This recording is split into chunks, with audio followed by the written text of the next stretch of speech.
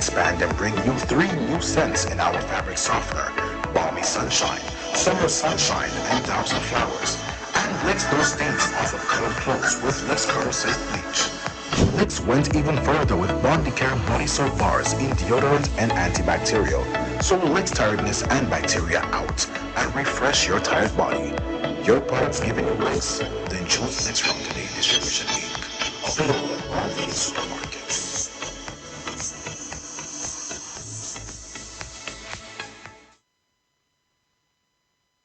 Okay, good afternoon to you once again.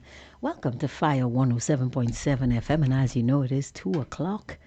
Well, a little past 2 o'clock in the afternoon, but this is the time for, guess what? Oh yeah, you know it, Hard Talk, the show where we discuss the issues that matter and where we make no bones about it. So, what are we going to talk about today? You would think that of all the things that we've discussed on this platform, that we would be running out of ideas. No, we are not. Because the government, the country, the powers that be, they keep giving us reasons to ask questions. Not just any kind of questions, guys. We're not just questioning for questioning's sake. We are asking pertinent questions.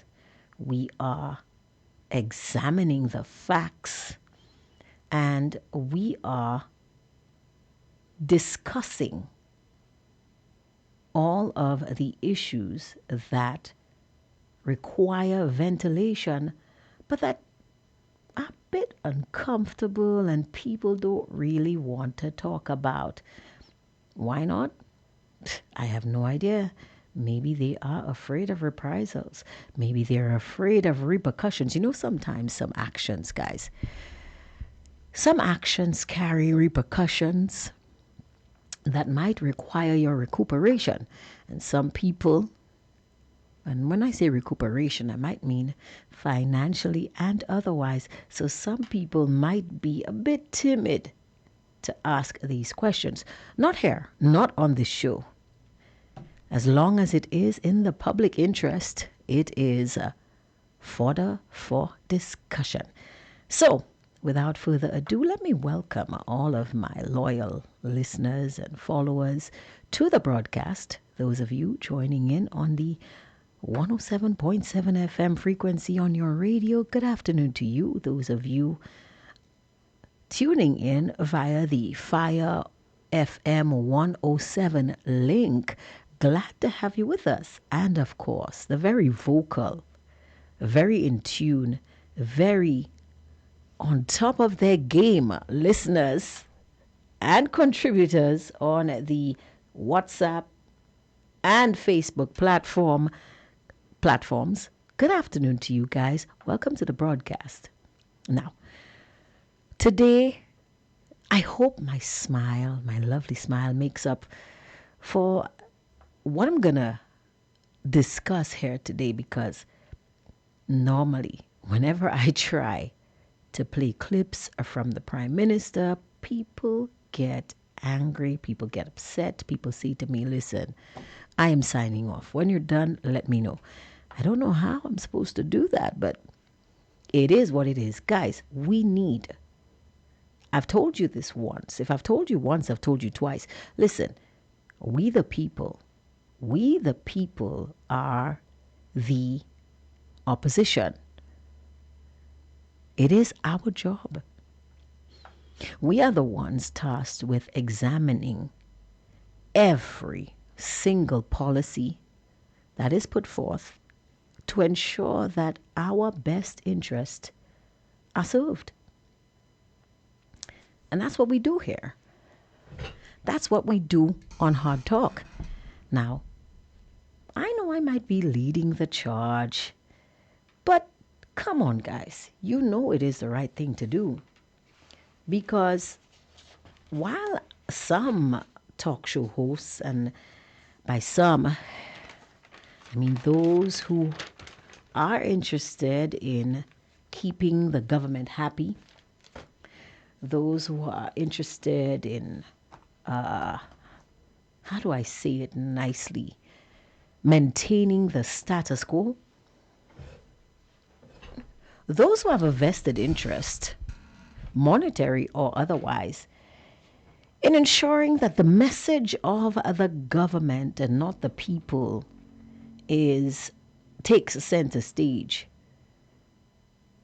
They will tell you that everything is peachy keen in St. Lucia. But you and me, the real St. Lucians, we know. And I say this deliberately, the real St. Lucians, because that is how the Prime Minister describes it. I heard the Prime Minister say once on a pre-cabinet press briefing that he lives among the real St. Lucians. So he knows. He has his finger on the pulse. He knows what's going on in the country.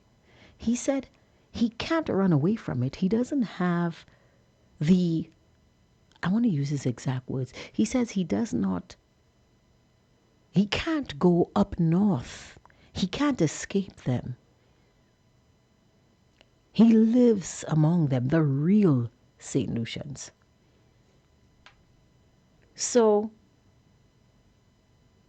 we the real St. Lucians, I didn't know there were real and fake St. Lucians. I need to sit with the Prime Minister and maybe interview him and figure out or find out, educate myself, because I'm big on education, on who those unreal St. Lucians are.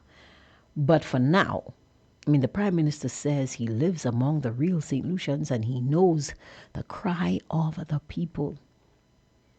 Now, I'm going to take his word for it. But I know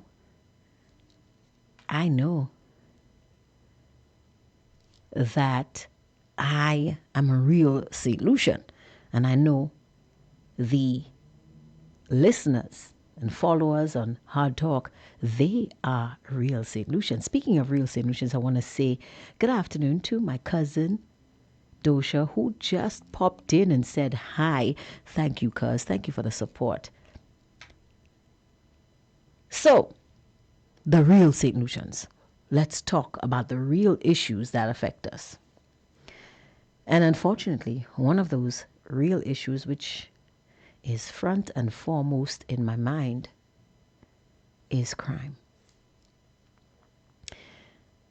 Unfortunately, so far, it appears that we have had upwards of 20 homicides for the year 2026. And we are only in the 4th month of the year. 25. Now, the other persons, those who have a vested interest in carrying the government's message, will tell you St. Lucia is not unique in having homicides and crime. They will tell you Jamaica has a homicide rate of hundreds. Trinidad, they're in the hundreds. Everywhere there's crime. And I agree. I agree wholeheartedly, but guess what? I don't live in Jamaica. I don't have family in Trinidad. I don't live there either. I've never been to any of these countries. No, I live in St. Lucia. This is my homeland. This is my home. And like the Prime Minister, I can't go anywhere. I don't have a visa to go to the UK. I don't have a visa to go to the US. And I definitely don't have a visa to go to Canada. So, here I am. And last I checked, I think my passport expired 2 decades ago. Now, unless they're allowing St. Lucians to go to Rat Islet or Maria Islet with no passport, I really can't go anywhere. And I am not unique in these circumstances. And even if I could go, I wouldn't want to. Oh, my goodness. Just the thought of leaving Fair Helen gives me such a reaction. I love Fair Helen. This is my home. This is my birthplace. This is the place which has nurtured me. And I want to ensure that she is still there for my children and grandchildren, and maybe, if I'm lucky, great-grandchildren to enjoy. And somebody on here is saying St. Lucia is not a real place. The way things are going, we're in trouble. And I don't doubt you. I don't doubt you. But we the people, we are the ones who are in control. We're the ones with the power. And we're the ones who can make St. Lucia great again. I know some of you who live in the diaspora will say, Angie, don't say that. Are you Donald Trump now? But I can't fault Donald Trump for wanting to make America great again, because I want to make Helen great again. And I want you guys to help me. So let's talk crime. As I said earlier, we have upwards of 20 homicides. Yesterday, there was a report in the news about a stabbing incident which took place in Vieux Fort. Unfortunately,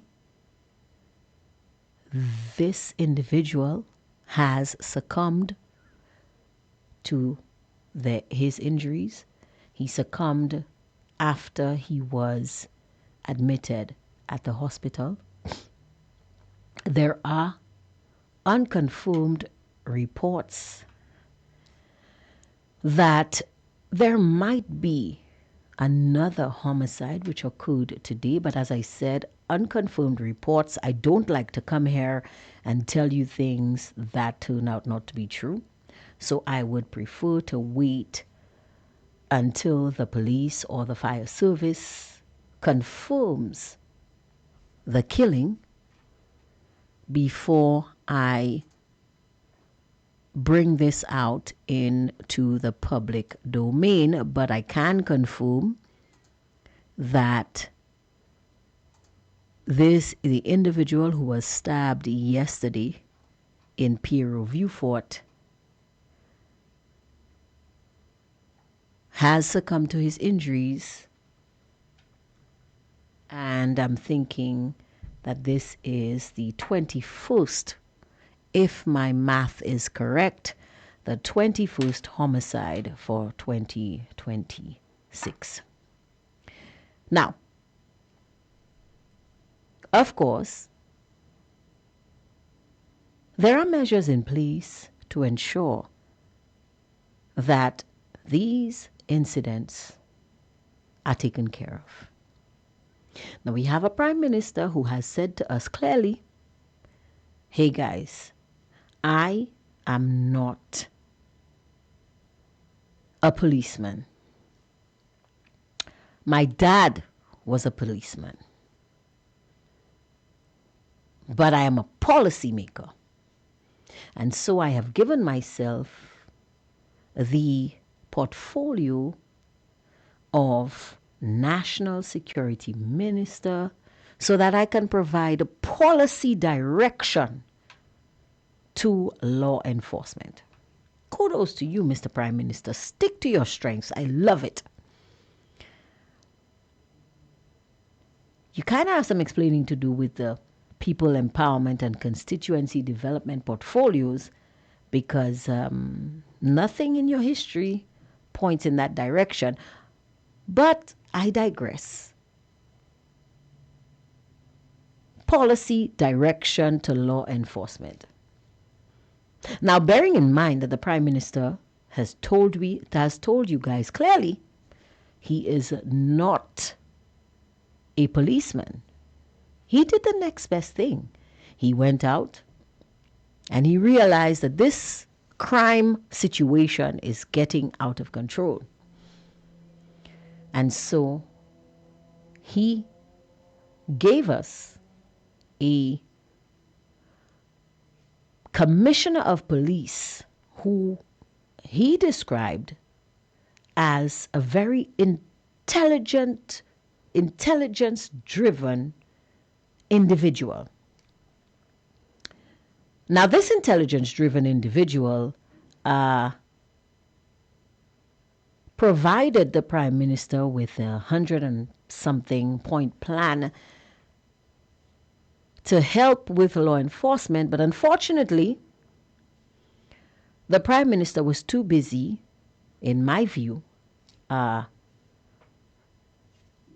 protecting the victory, that he really didn't have a chance to peruse this plan, and he really can't tell us anything about it. But he knows that Commissioner Verngard, because he has been reinstated for 2 years on a 2-year contract. I should say on a further 2 years, because he was on 2-year contract before. He has reinstated Verngard, who he holds in high regard. He said he is an intelligence-driven individual who has plans to rid the country of criminal elements and who makes crime fighting a priority. That is the perfect resume, guys, for a commissioner of police. Perfect. And then,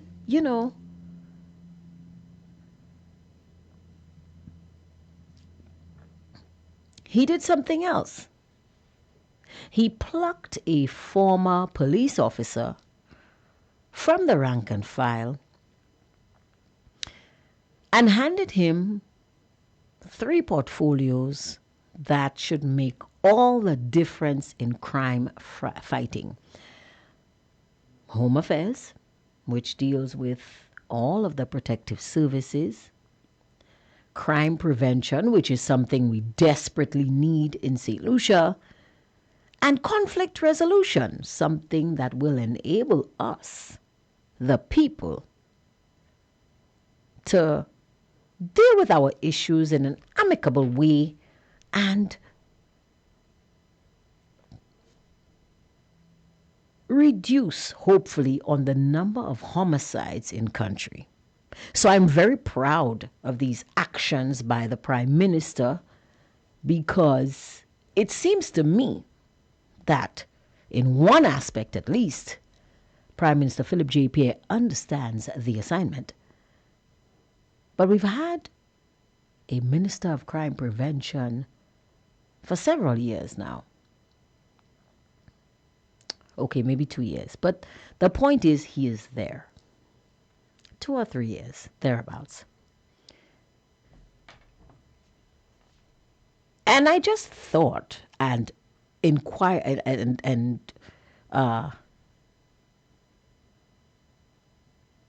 great minds think alike. One of my media colleagues thought that it would be a good idea with the, with us getting a reinstated commissioner of police who is intelligence driven, that we should get an update on the inner workings of the Ministry of Crime Prevention. Now, I know some of you guys on here might not agree with me, but we do need to know where and how our tax dollars are being spent.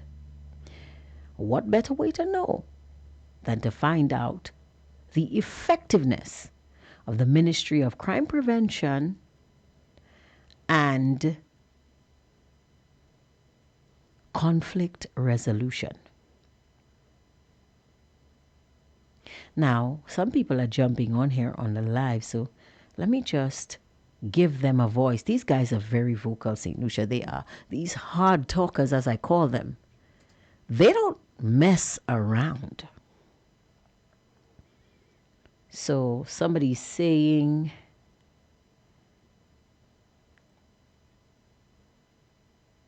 where can he run? Nobody wants mate in their country.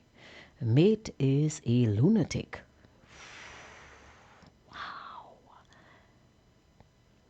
St. Lucia is not a real place. That the way things are going, we are in trouble.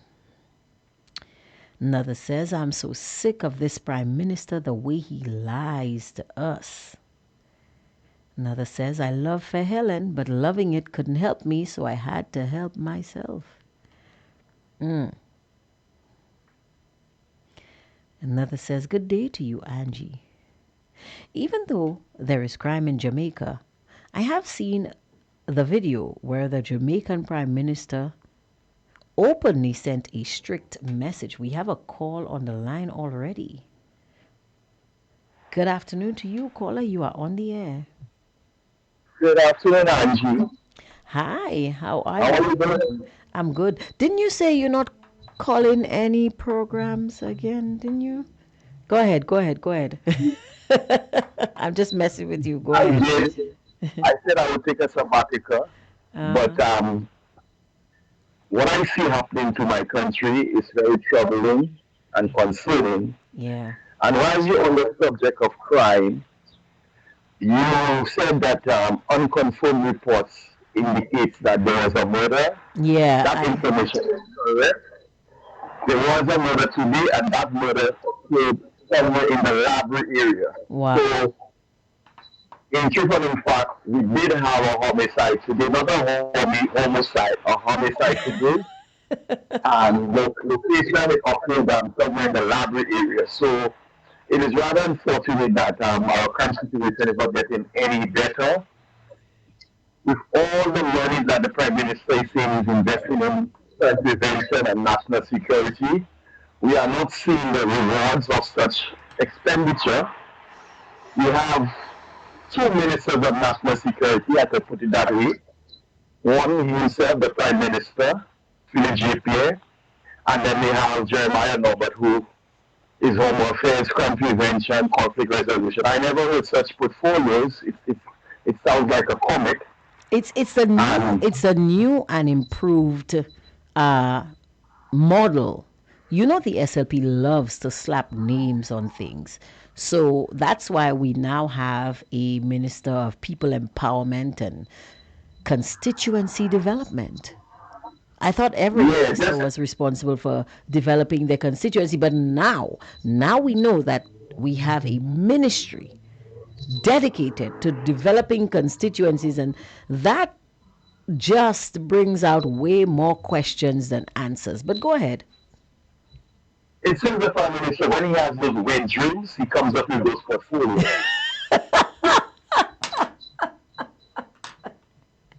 I do not want to ask how you know that, but continue. So I don't see the logic in them. I don't see the. You see, when you form a government and you're creating portfolios or flat ministries, there must be an objective in mind. There must be some synergy.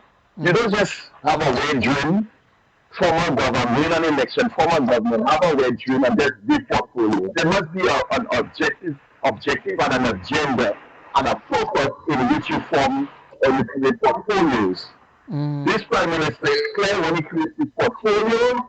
Before that, he has a wet dream, and then he says, oh, conflict resolution, I'll just give a portfolio. But there's no purpose, there's no agenda, there's no plan. And that's the reason why you see the Constitution will not get any better. Because the police force as it stands is demoralized.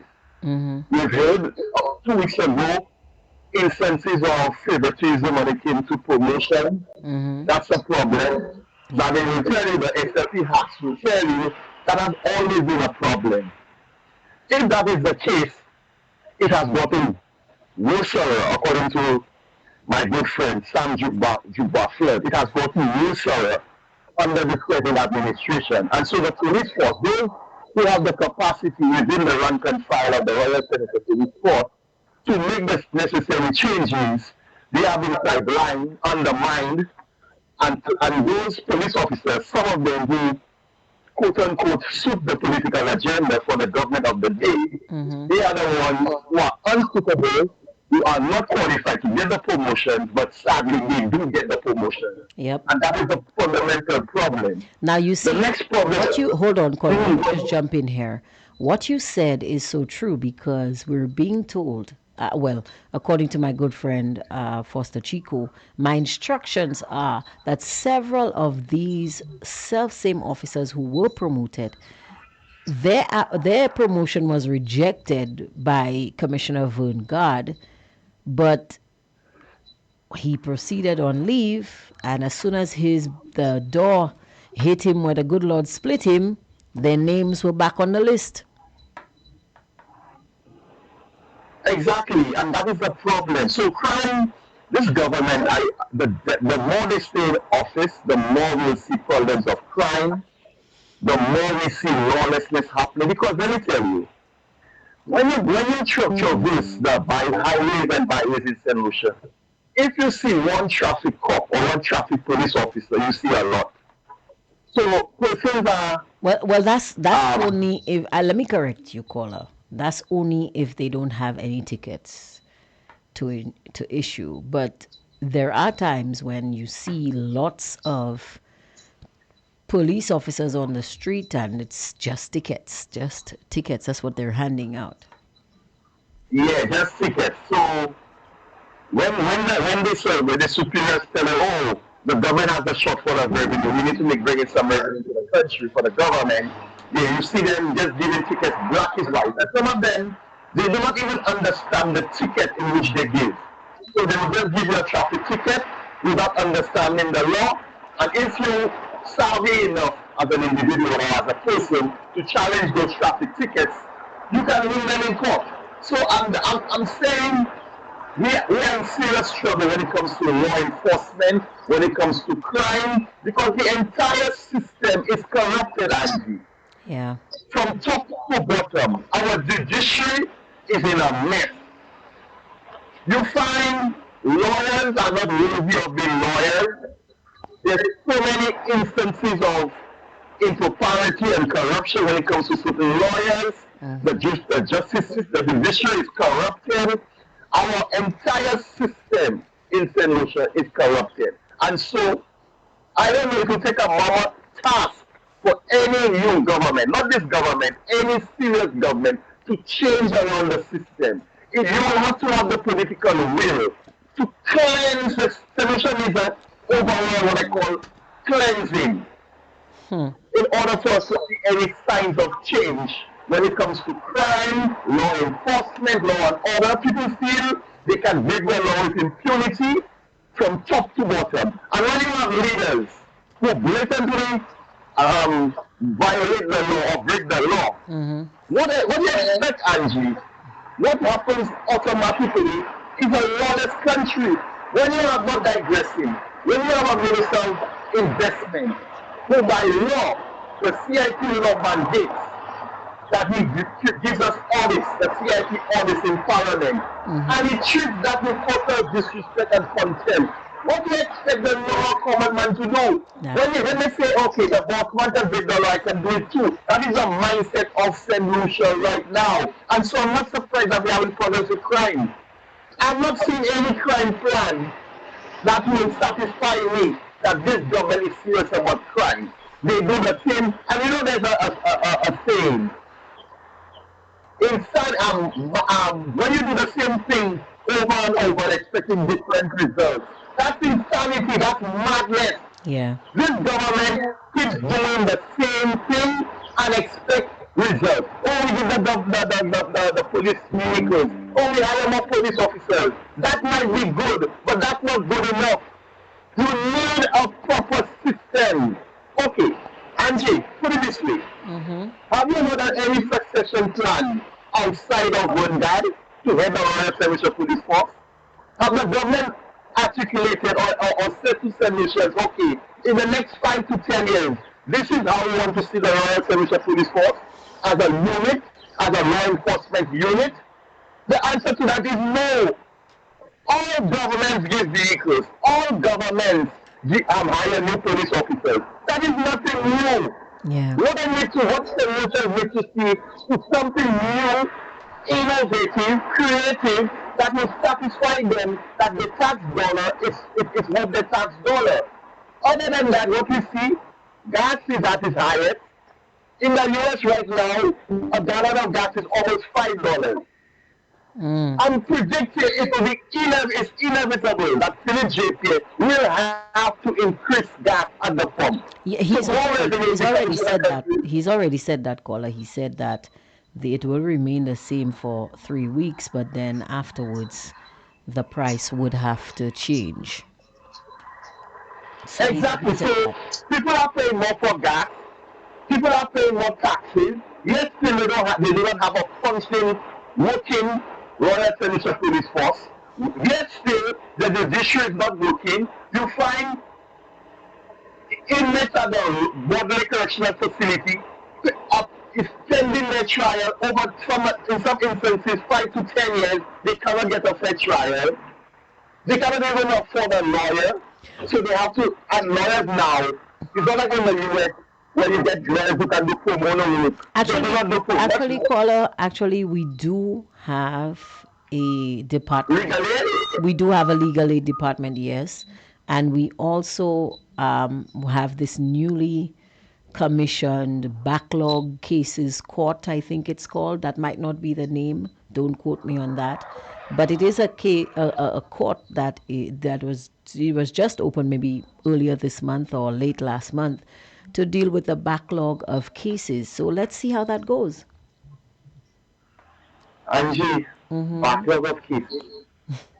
When the police officers themselves or the state cannot even prosecute those cases properly, when even if you create a department and you invest taxpayers' money into that department, the system is not working. So you can have a department, but yet still, if you do not have the capacity or the equipment or the knowledge to prosecute those cases will still be will still keep adjourning and adjourning and adjourning, and the cycle continues.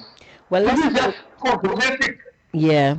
In most cases, these things are cosmetic. They've turned out to be cosmetic.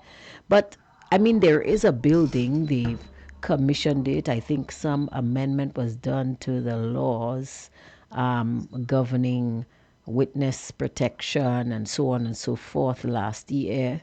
These were outlined in the last budget. So let's see. Let's give it a chance and see how it goes.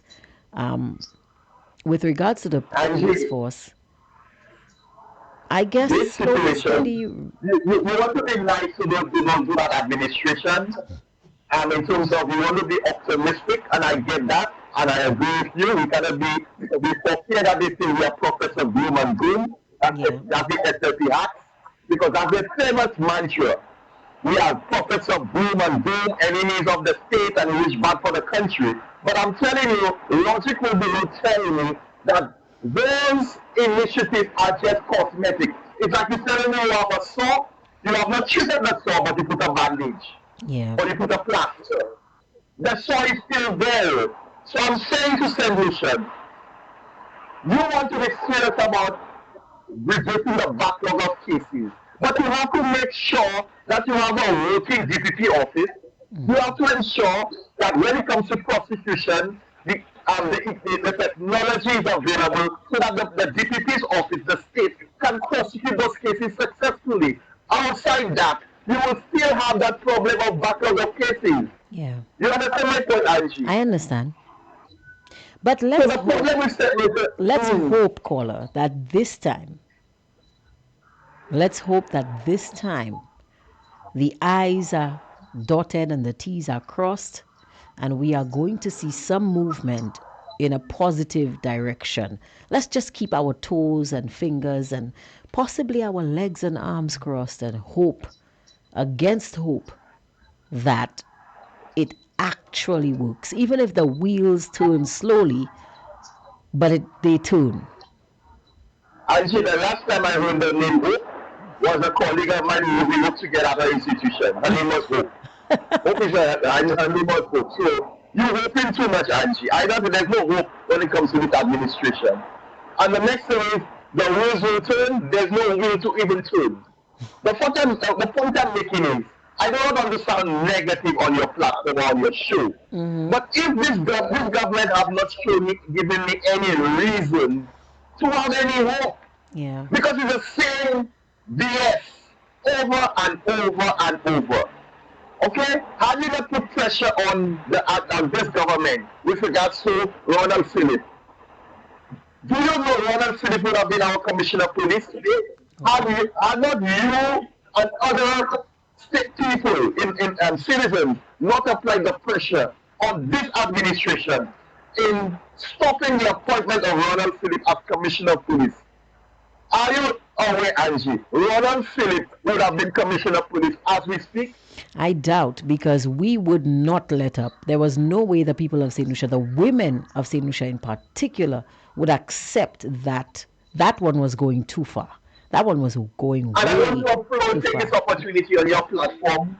I want to applaud you for standing up and for your advocacy and for your applying the pressure in stopping Ronald Phillips from being commissioner of police. Thank you for And I that. want to applaud you. And this is why I'm saying to many solutions, if you want transparency, if you want truth, if you want accountability, Hardtalk is this program to tune into on a weekday from 2 to 5. That is where you get the information. That is where you get facts. That is where you get the education. And I want to applaud you for doing the advocacy and applying the pressure. Thank you. Because For let me that. tell you, had Ronald Phillip been commissioner of police, that would have been A disastrous. disaster, yeah, a disaster. It would have But set one guy is no better than Ronald Phillip. well.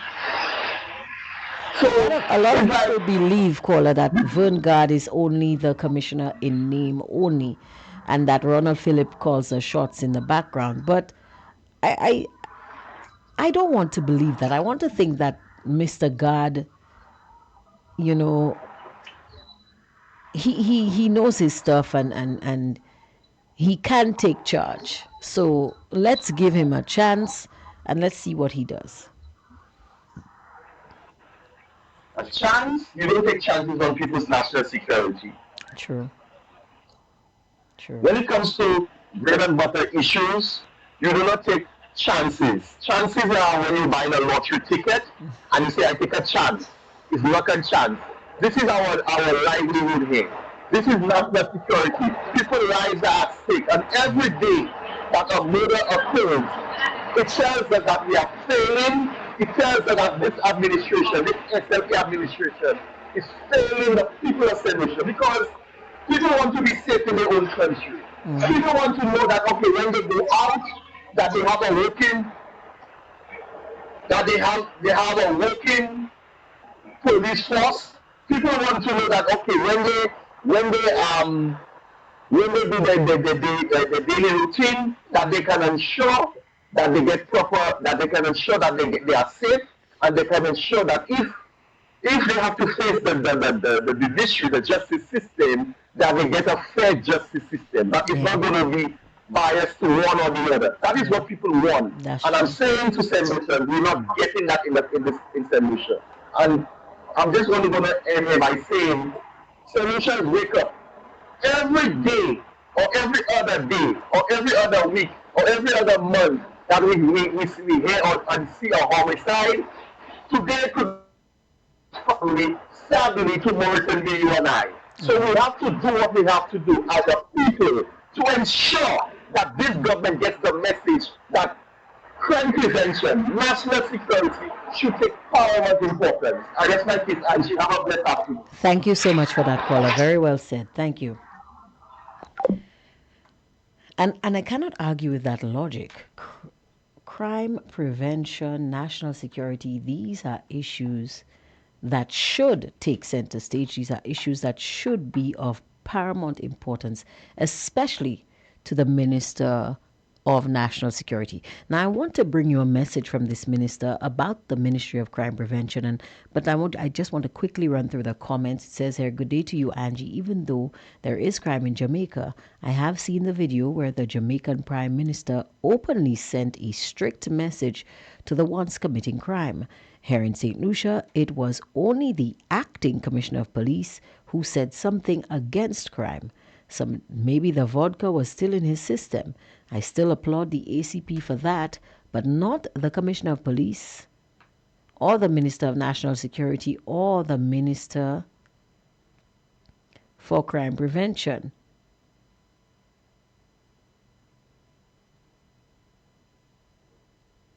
Oh, none of these ministers are able to say anything against crime. All PJP does is boast that he has done the most for the police, blah, blah, black sheep in a den of wolves. I don't remember the rhyme going quite that way. What wasn't it about wool? I mean, are we in a den of wolves? That's sad. Somebody says, "My heart belongs to St. Lucia." Another says, "I have always said that I will never travel to any country illegally. But in 2024, after living in St. Martin from 1998 for 6 years, I was given the opportunity to work in the US for a company I worked with. I was given the opportunity to work in the US. A company I worked with transferred me, and I've been living there legally for 22 years. Up to 5 years ago, I was planning on going back home, but since the catastrophic happenings in 2021 and the healthcare, I'm seriously having doubts. May God bless our fair Helen and its beautiful people." Catastrophic happenings in 2021. That's quite a label. Somebody says here, "I am from Labrie, and this latest killing of Shakai Laurent happened early this morning, close to where I live. I heard the shots." Wow. So, very sad for that. People, it has been confirmed, and we have a name. The victim has been identified as Shakai Laurent. He was killed early this morning in the community of Labrie. And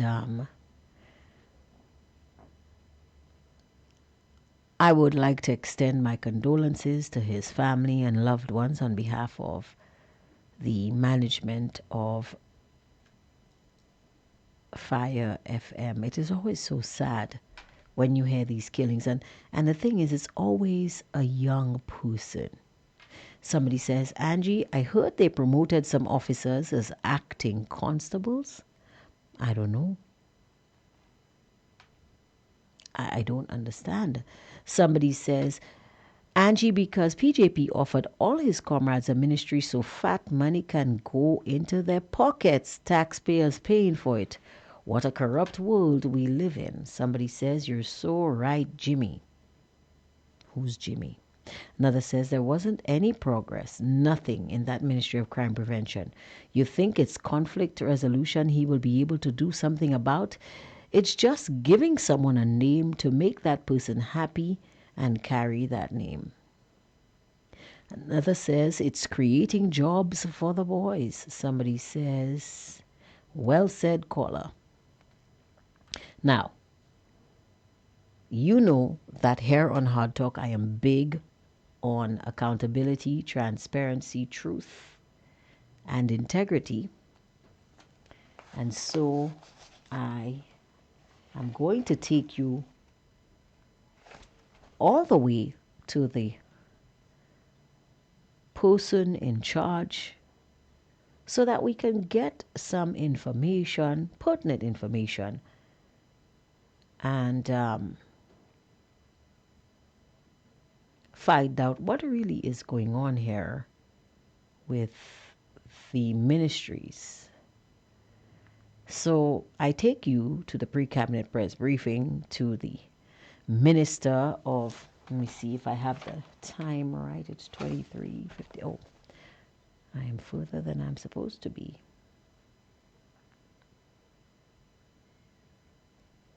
Okay, so I'm going to take you to the pre-cabinet press briefing where, of course, the Minister for National Security and Finance and Constituency Development and People Empowerment, every time I see these things, I laugh.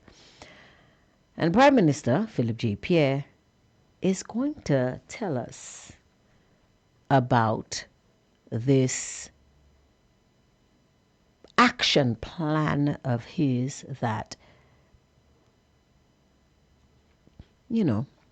resulted in the birth of the Ministry of Crime Prevention and what exactly it has done, accomplished, or plans to do in the coming term to get the crime situation in country under control. No one better than the policymaker himself, policymaker extraordinaire, Prime Minister Philip J. Pierre. Here he comes. Thank you, sir, for your lesson. For revealing the truth to you. If you want to. Good afternoon, Prime Minister. Yeah, just after 12. My question has to do with, like Jerry said, the homicides are going up. What is the latest with the Ministry of Crime Prevention and Conflict Resolution? The Ministry of Crime Prevention still exists. The structure is being, because it came in last year, the budget, again, if you were at the estimates debate, you will see there's a heading for the Ministry of Crime Prevention. Anybody could have asked him what he's going to do. It's there. It's in the estimates. There's a budget. There's a budget. There's an estimate of expenditure in Ministry of Crime Prevention. And if you further, in that document, the role of the Ministry of Crime Prevention is in that document. It's there. Right? So any parliamentarian, if he is interested, and let me tell you something else. I want to harp on this thing because, again, misconception. There is no time limit at the committee stage. No time limit. Nobody is told you must speak for an hour. You can speak on any topic at the committee stage for 3 days, if you can.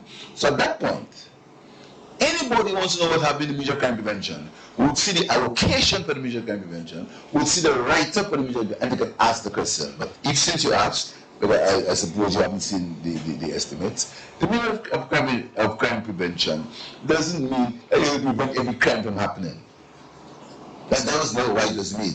The Ministry of Crime Prevention was created so that there could be a policy to help in the reduction of the incidence of crime or reduction in crime happening. It wasn't that What? You created a ministry not to prevent crime, but you named it the Ministry of Crime Prevention. And you created that ministry so that rather than prevent crime, that it can provide a policy on things to do in the instance a crime needed to be prevented. Am I understanding this correctly? I need to go back, guys. Just 1 minute. I need to know. I need to hear it again. I need to hear what he's saying again. I'm a bit kerfuffled by his response. I don't understand. Let's go back. Let's go back. It's there. It's in the estimates. There's a budget. There's a budget. There's an estimate of expenditure in Ministry of Crime Prevention. And if you further, in that document, the role of the Ministry of Crime Prevention is in that document. It's there. Right? So any parliamentarian, if he is interested, and let me tell you something else. I want to harp on this thing because, again, misconception. There is no time limit at the committee stage. No time limit. Nobody is told you must speak for an hour. You can speak on any topic at the committee stage for 3 days, if you can. So at that point, anybody wants to know what happened in the Ministry of Crime Prevention would see the allocation for the Ministry of Crime Prevention, would see the write-up for the Ministry of Crime, and they can ask the question. But if since you asked, But I suppose you haven't seen the estimates. The meaning of crime prevention doesn't mean that it will prevent every crime from happening. That was not why it was made. The Right. Ministry of Crime Prevention was created so that there could be a policy to help in the reduction of the incidence of crime or reduction in crime happening. It wasn't there to stop crime from happening. It cannot. There is nobody in the world who stop crime. Nobody.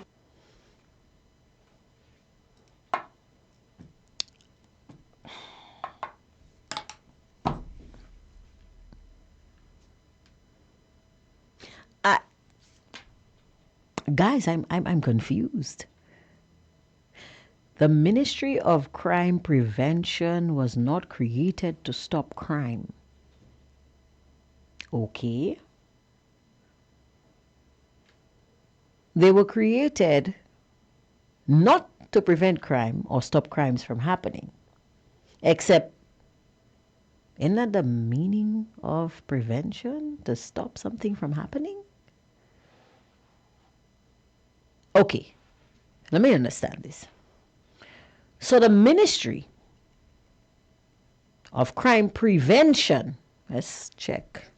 Let me just make sure I'm understanding this correctly. Prevention.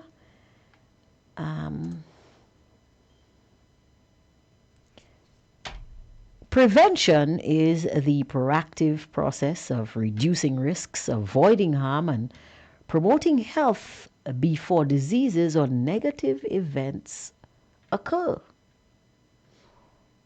Reducing risks, avoiding harm. Let me be more specific. Let me say crime prevention, because it's crime prevention. Crime prevention consists of strategies designed to reduce the risk of criminal events, diminish fear, and tackle root causes using approaches like situational, community-based, and developmental interventions. So basically, to stop crimes from happening.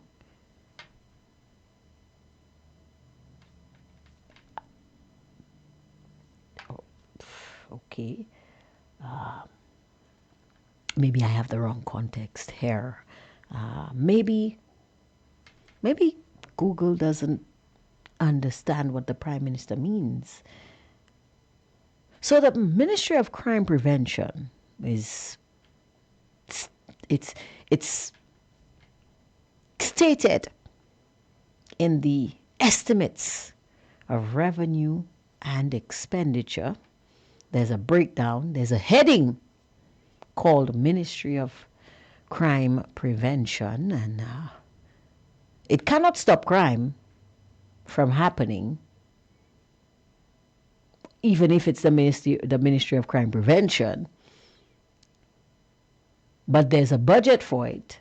There's a breakdown, there's a rule written in the document, which, by the way, is for the eyes of parliamentary representatives only, but apparently the media is supposed to see a copy of this and understand what it says.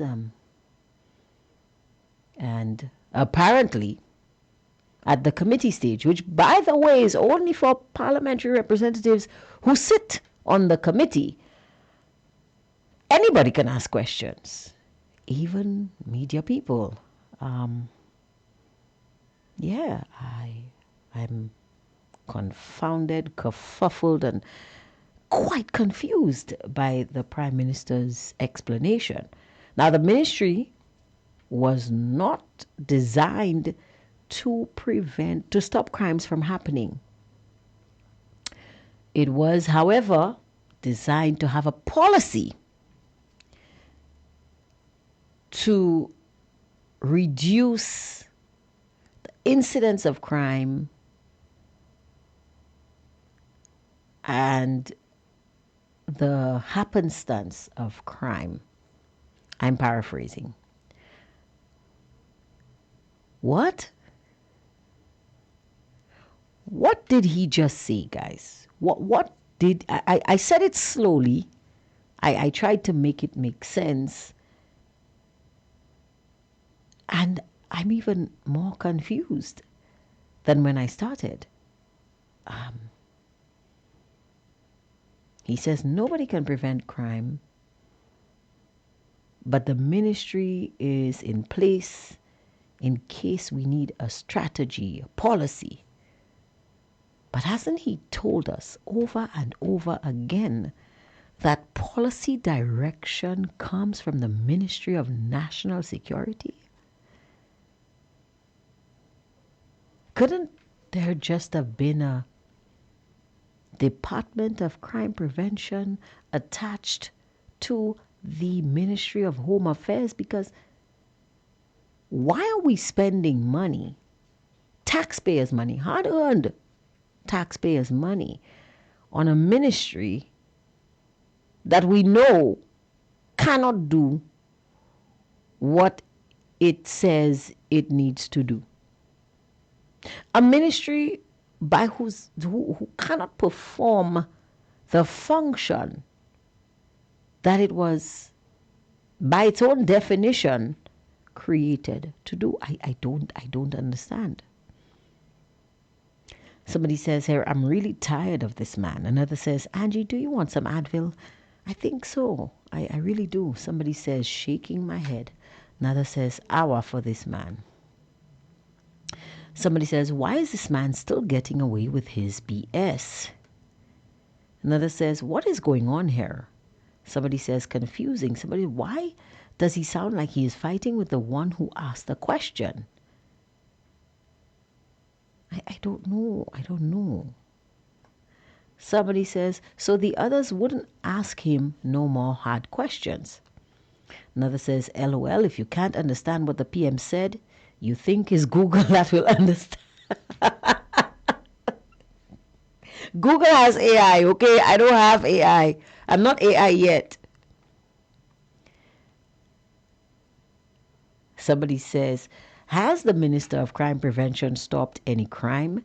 What has he done to prevent crime? What? Was he created to help with policies for crime? PJP, did you listen to what you said about the role of the Crime Prevention Minister? Now, that's why this is hard talk. People just keep asking the hard questions. But for some reason, they keep asking me the hard questions. I don't know. I don't understand this. I thought this man was the Minister of Crime Prevention. I thought policy direction came from the Ministry of National Security, and the Ministry of Home Affairs dealt with the day-to-day goings-on, which include crime prevention and conflict resolution. So, I mean, what is going on here? Okay, maybe he has not fully explained what he means to say, and we should give him a chance to explain further what he means. I hope. Let's just try to figure this out.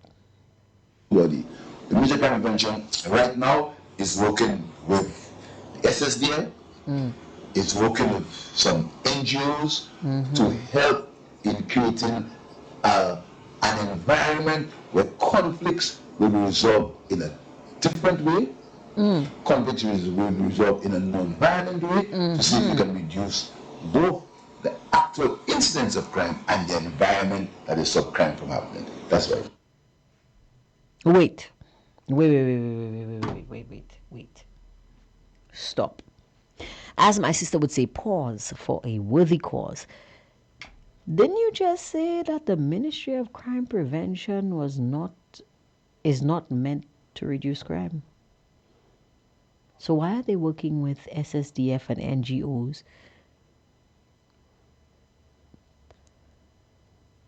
to formulate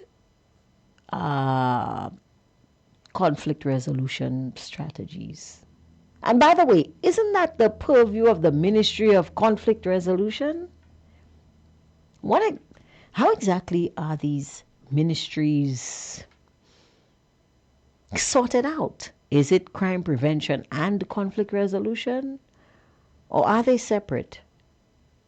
Is there a line in the budget for the Ministry of Conflict Resolution as well? I am even more confused. So, the Ministry of Crime Prevention is not meant to stop crime because nobody can do that. But they can do it in Australia and in Singapore and even in El Salvador, but not here in St. Lucia because, nobody in St. Lucia can stop crime, right? Am I following you? Okay, I think I'm following him, guys. Do you think I'm following him? I am so confused. But since the Ministry of Crime Prevention is not meant to prevent crime, they've started working with SSDF. And you know what? I think I should just listen again. Let me just listen again because I'm getting this all mixed up in my head. Let me just listen again. Let me listen again. Yeah, just after 12. My question has to do with, like Jerry said, the homicides are going up. What is the latest with the Ministry of Crime Prevention and Conflict Resolution? The Ministry of Crime Prevention still exists. The structure is being, because it came in last year, the budget, again, if you were at the estimates debate, you will see there's a heading for the Ministry of Crime Prevention. Anybody could have asked him what he's going to do. It's there. It's laid the estimates. There's a budget. There's a budget. There's an estimate of expenditure of crime prevention. And if you further in that document, then the role of the crime prevention is in that document. It's there, right? So any parliamentarian, if he is interested, and let me tell you something else. I want to harp on this thing because again, misconception. There is no time limit at the committee stage. No time limit. Nobody is told you must speak for an hour.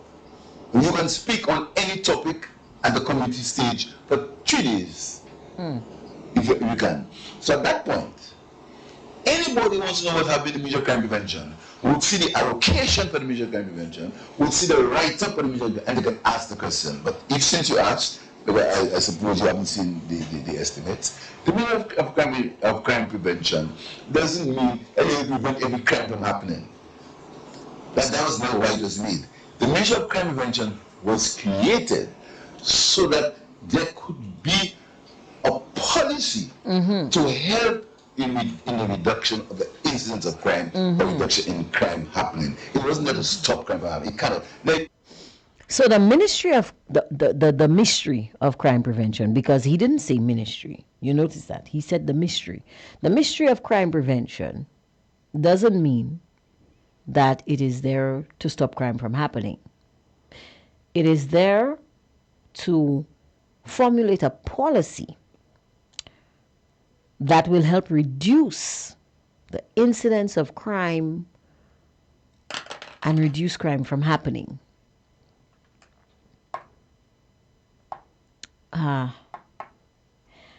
Mr. Prime Minister, I know you said that these things are different, but membet membuel. Stop crime, reduce crime, the incidence of crime, reduce crime from happening. Membet mempuel. So, which is it? It's called the Ministry of Crime Prevention, meaning it can stop a crime from happening, or it should have the power to stop crimes from happening. Because we need to stop crimes from happening. So if it's crime prevention, and it's supposed to reduce the incidence of crime, doesn't that mean that it is there to stop crime from happening?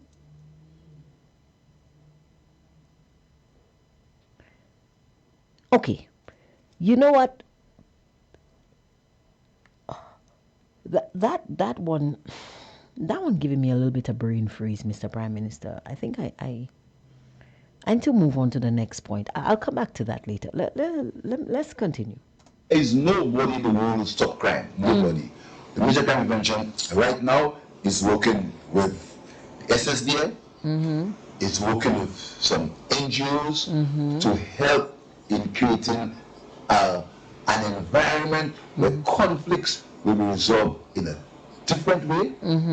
Conflicts will be resolved in a non-violent way to see if we can reduce both the actual incidence of crime and the environment that is stop crime from happening. That's what it is. So we want to reduce the incidence of crime, and we want to reduce the environment that will stop crime from happening.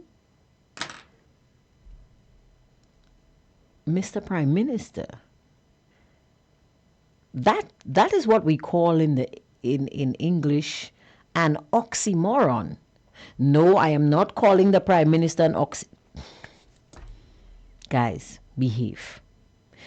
Mr. Prime Minister, that is an oxymoron if I've ever heard one. You just told me basically that one dark bright day in the middle of the night, two dead boys got up to fight. That's what you're saying. How can we reduce the actual incidence of crime, but at the same time reduce the environment that will stop crimes from happening? I'm confused.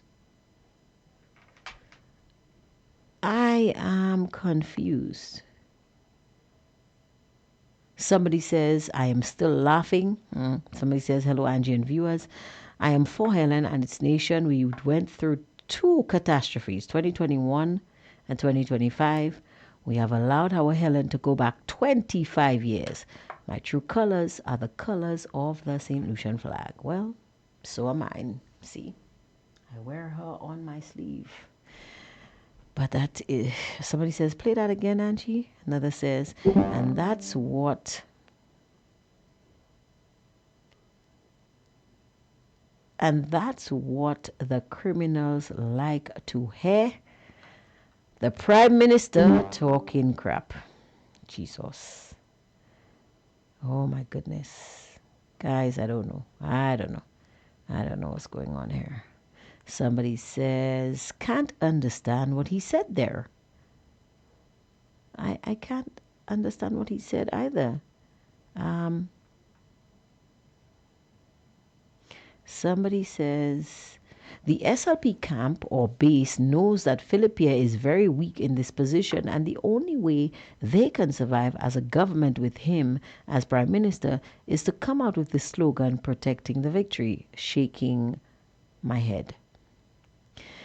Another says, Mr. PM, what has that to do with the question asked? Please, will you try to answer a question directly? I wish he would. I really wish he would. Somebody says, you heard the Prime Minister tell you all he is a mystery. Another one says, that one hit me hard, LOL. Somebody on here is saying, good afternoon, Angie. I said I would take a Hardtalk vacation, but I just can't. Why would PJP say that we are not concerned with the K9 unit when not a week goes by that the issue of Tyson's death is not mentioned? It seems he is playing deaf or something. Then he will state that a new kennel is being built for the K9s, but will that solve the issues with the K9 unit? And the person sent me a clip, but I'm pretty sure the Prime Minister is going to say that at this press briefing. So let's listen to what he says. I really can't answer questions for the Prime Minister because every time I tried, even listening to this man has me confounded, kerfuffled, and quite confused. I don't know what he's trying to say. But maybe he will. Listen, guys, I don't know. Even a broken clock is right twice a day. So let's see if this broken clock can land on the right time. And it's very working with the structures there.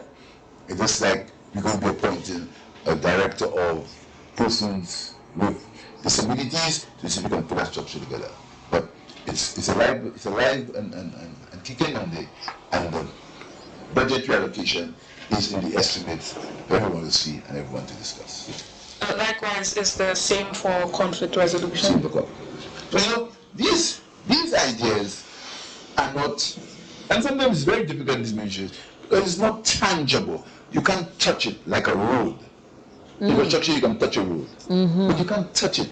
You can't touch crime. You cannot touch conflict resolution. What you can touch is the environment that will cause people to look at conflicts in a different way, and not by issue.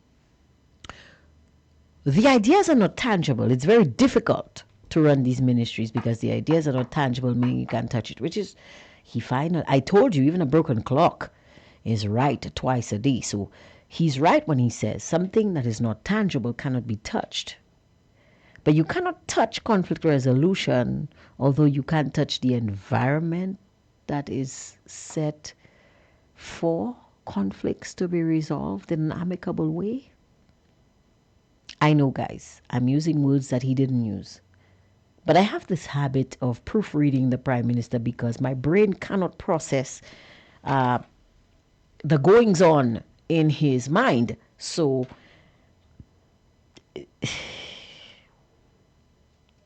but still, what? Let me see if he can explain what he's trying to say. I'll go back a bit. Maybe he says we cannot touch the ideas like a road. In construction, you can touch a road. Okay, that's true. He started saying things that are true. I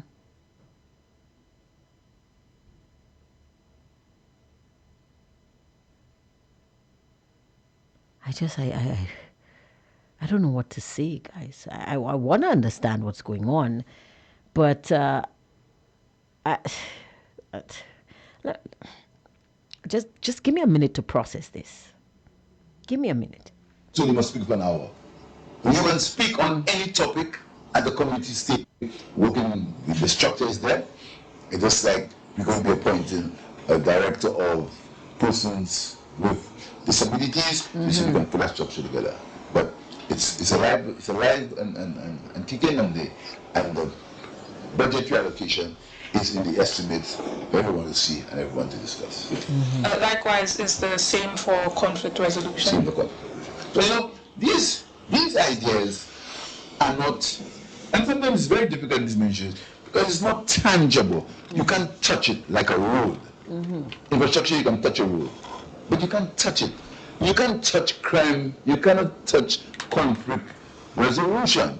What you can touch is the environment that will cause people to look at conflicts in a different way, and not by shooting and stabbing. But you can't touch it. It's not tangible. You can't say, oh, the Ministry of Conflict will stop the conflict between Rani and Rani. It doesn't work so. But it's working. We're working, as I said, we spoke about truancy. The government is going to make a serious effort in that policy statement to do truancy. I'm very concerned about children not going to school. Very concerned. All these things will help in that time. We're also going to employ, I'm speaking out of turn, we're going to employ some counselors. We're going to be almost about 12 or so counselors, even more, are going to be employed in this policy statement to help in, because it's a very holistic thing, you know. Sit down on a platform or making a political statement doesn't help something that is you have to deal with it step by step, and many people are concerned. So you're going to hear statements about that at the policy statement, about the level of, again, that was in the estimates. All the things are there. We are going to be employing some counselors, we're going to be employing, some truancy officers, and we have increased the numbers of people of the police force. But it's a live and kicking, it's a work in progress, but to touch it, it's not tangible. You can't touch it. You can't see that it's tangible. It's one of the things and it's one of the things that you have to feel the effect, but you cannot touch the effect. Apparently, the Prime Minister wants to be touched. I don't understand. So let me get this. So he's working. It's a work in progress. He's going to be employing counselors and truancy officers to ensure that kids go to school. That is great. Question: is there any evidence that kids who don't go to school are the ones out there committing those crimes and not dealing with their conflicts in a amicable way? What is the rationale for employing counselors and truancy officers to prevent crime? Do we have evidence to suggest that children who don't attend school are the ones committing crimes? Do we have evidence to suggest? And if we have evidence that suggests that possibility, what is the age range of these juvenile offenders? And what types of crimes have they been found to be engaged in while they should be at school? Because if we have children that are not going to school and are out there committing crimes, and we have evidence of this, do we have video footage? Has there been an uptick in persons, children who we know are truant from school, being arrested by the police or brought in by the police?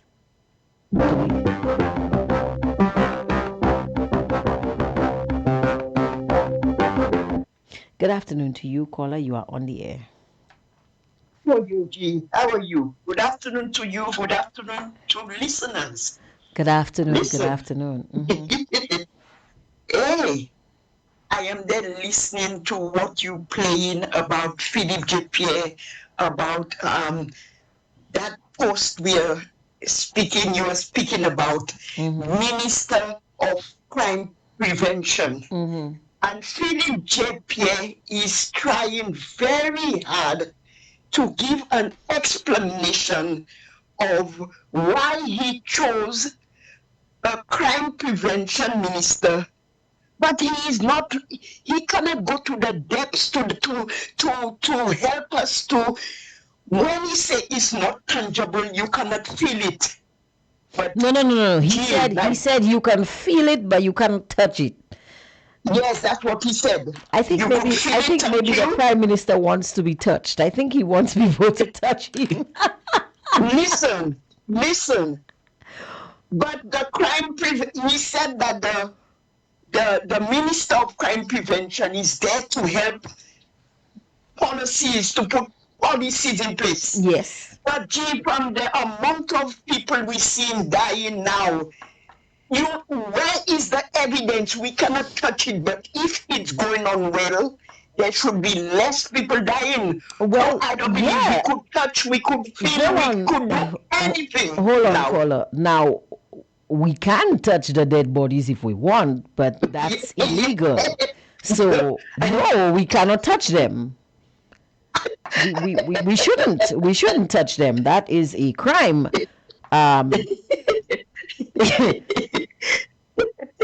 Touching the dead is a crime. I don't think we should be touching the dead. No, but I believe he's trying to say we cannot touch the evidence, or we cannot touch the results, but we could feel it. He said or see it. What did he say? I cannot even remember. He said we can feel it, but we cannot touch it.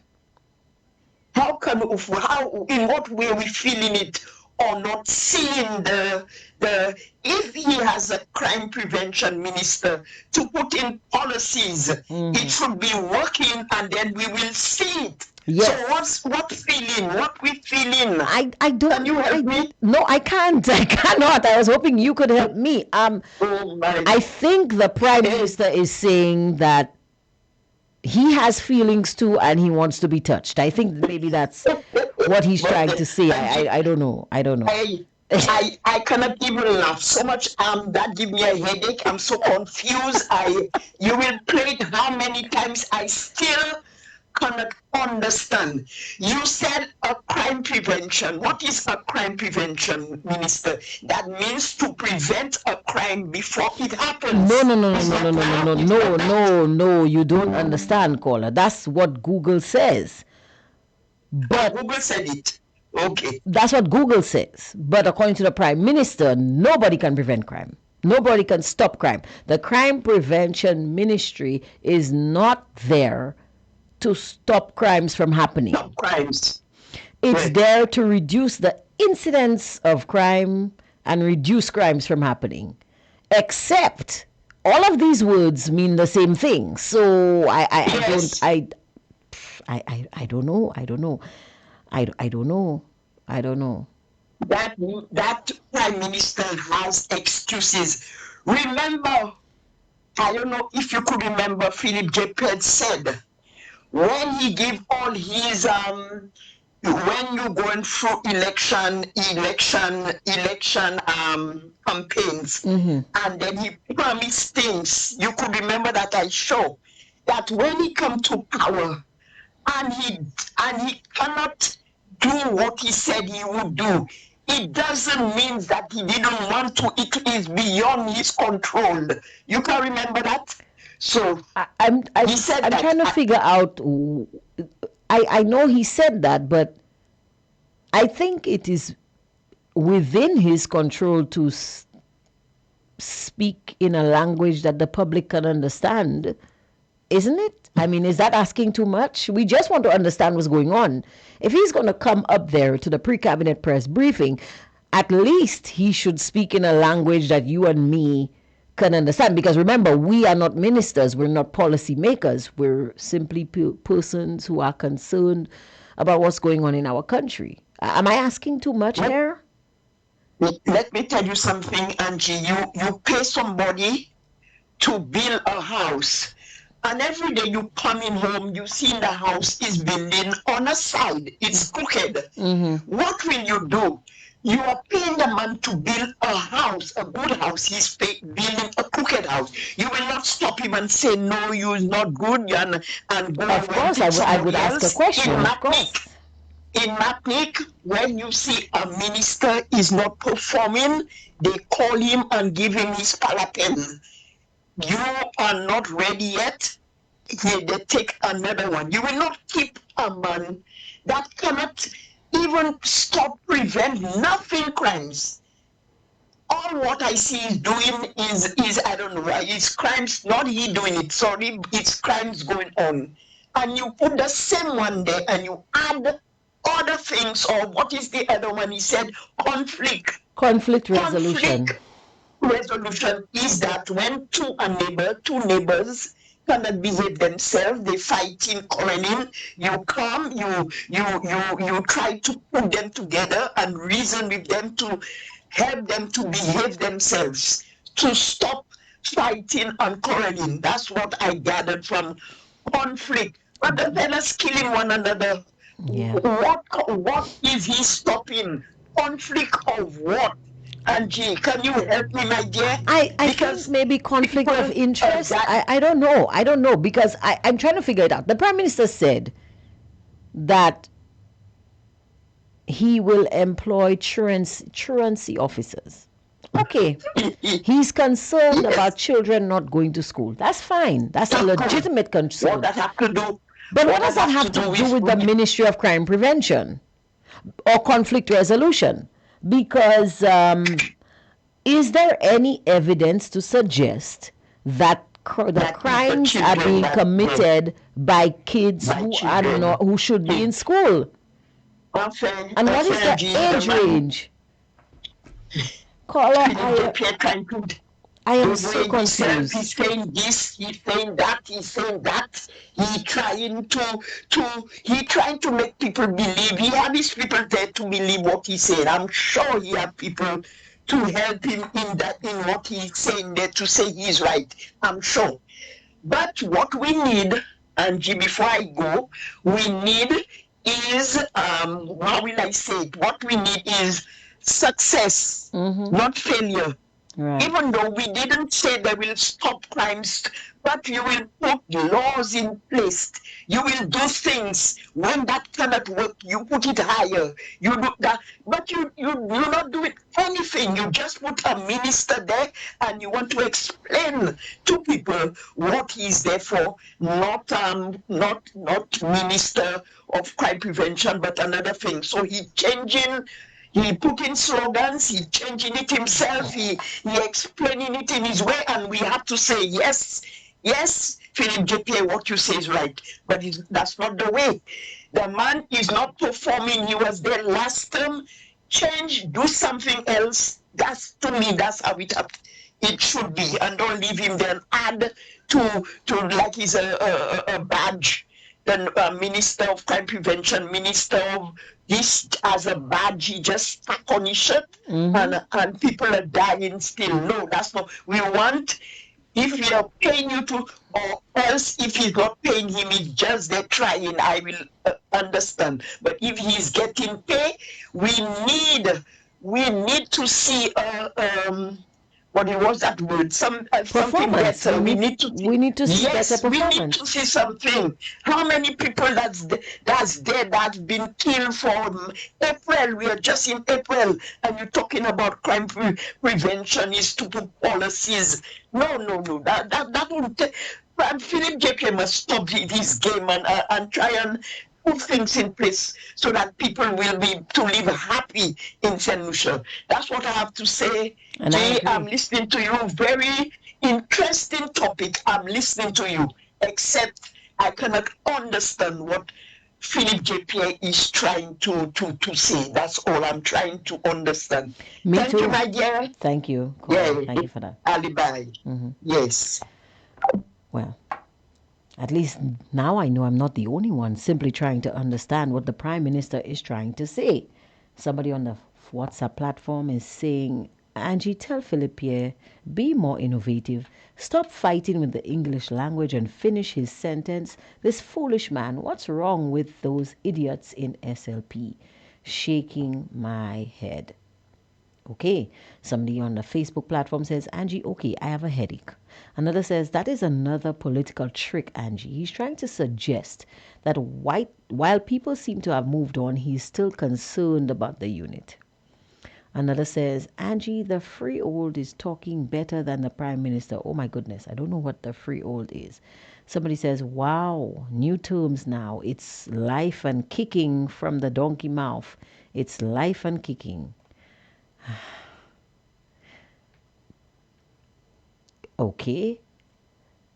Somebody says, we're going to create jobs for the boys and girls. Another says, what we are feeling is yee-haw, yee-haw, the song of the donkey. Another says, Angie, you already give the solution and the answer. Conflict of interest, not conflict resolution. Conflict of interest. When you look at the minister himself and his behavior, his moves, you could see its conflict of interest. I'm just trying to understand this. Maybe the Prime Minister has more information. Let's see what else he has to say. During, I believe it was the last sitting of Parliament or sometime before that, you clarified that the loan government was guaranteeing for SLASPA was for the cargo, which has nothing to do with St. Lucia Cruise Ports. But when St. Lucia Cruise Ports or GPH came on board, one of the things they took over was a loan that SLASPA was having issues paying. So SLASPA was not issued. Okay.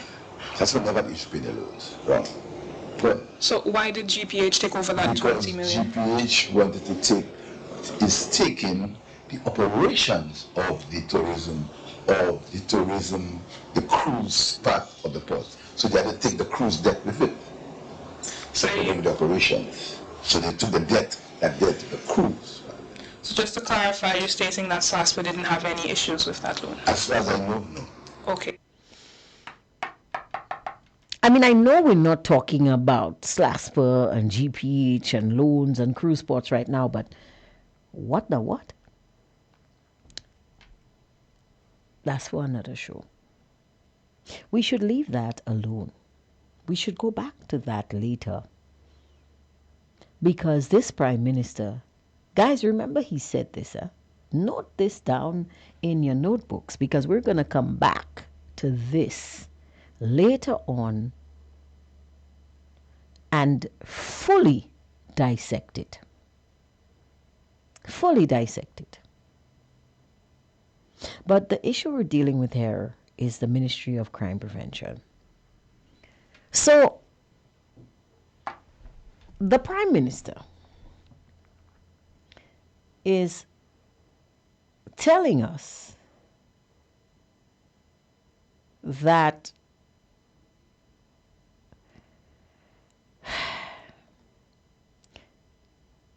the Prime Minister is telling us that while we do have crime, we should not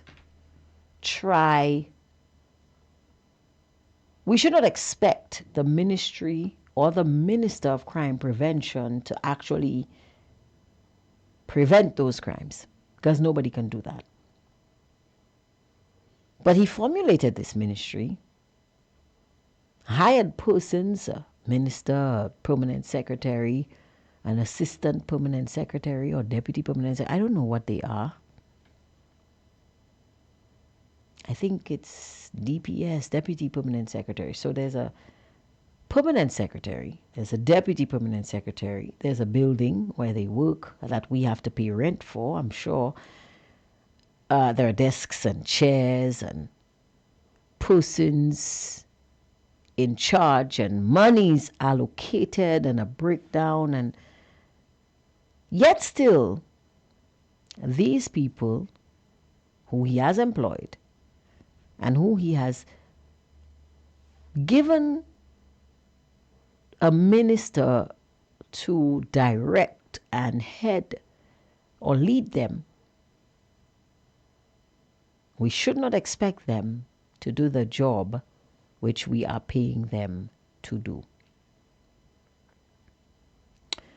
We should not expect the ministry or the Minister of Crime Prevention to actually prevent crime.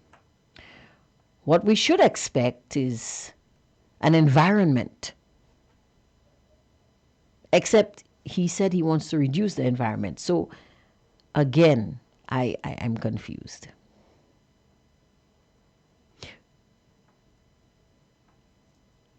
Now, I want to go back.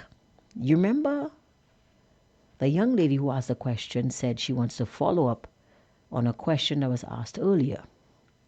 Maybe if we go back to the beginning and we listen to the question that was asked earlier, maybe then we can understand what the Prime Minister wants to see. Maybe then. So let's go back to the beginning. Let's hear the first question about crime that the Prime Minister was asked.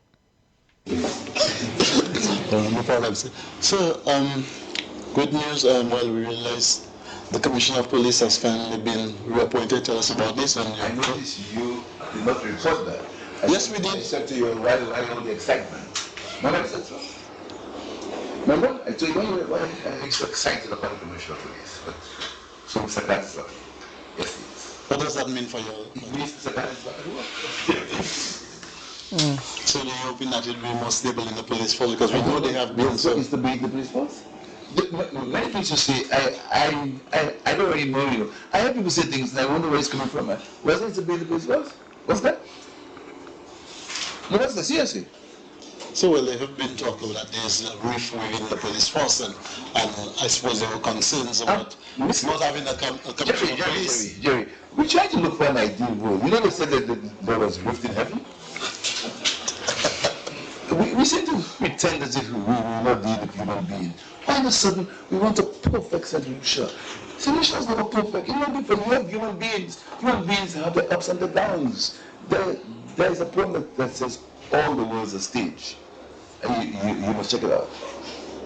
So, I don't know why people just, why are we always in solution looking at the glass half empty, wanting to create problems that don't exist? I mean, why are we doing that?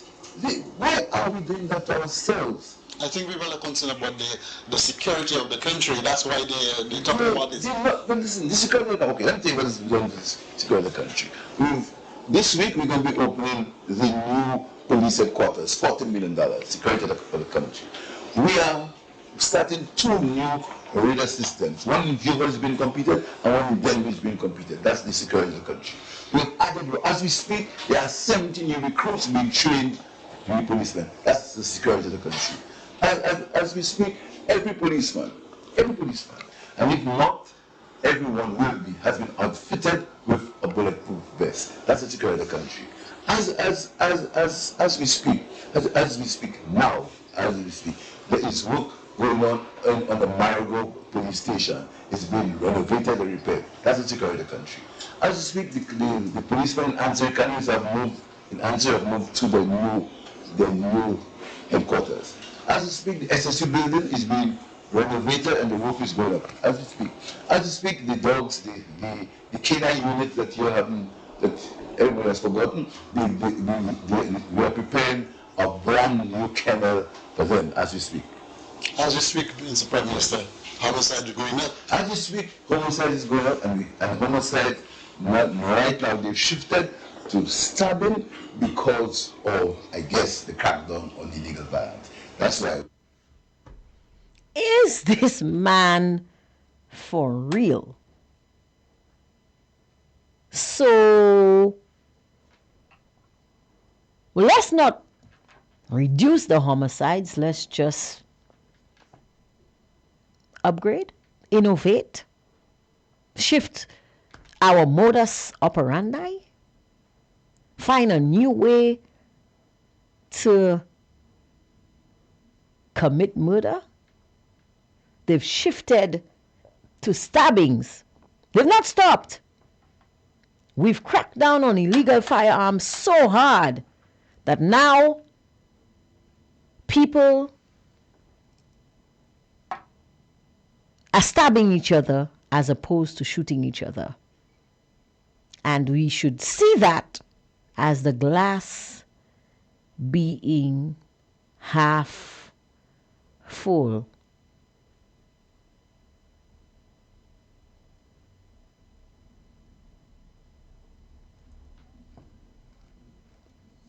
What?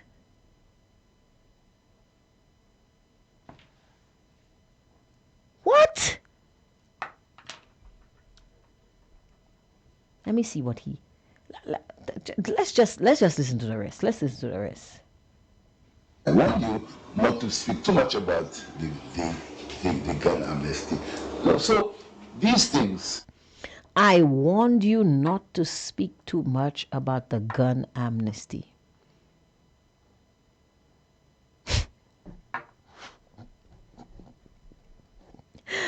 Oh Lord. I was going to say, Lord, put a hand, but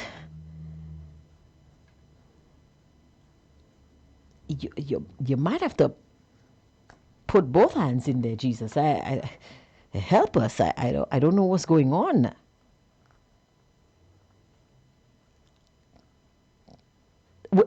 No. Guys, I think I heard this wrong.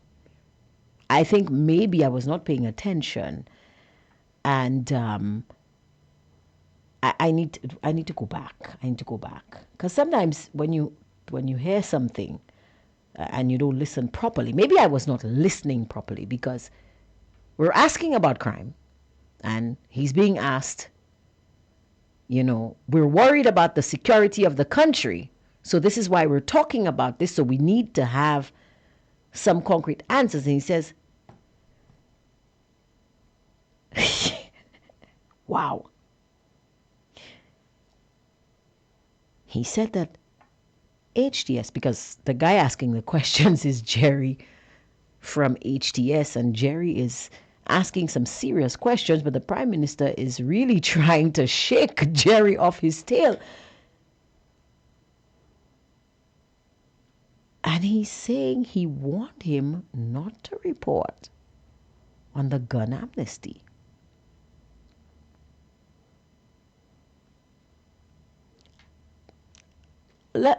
I need to hear this again, guys. Permit me.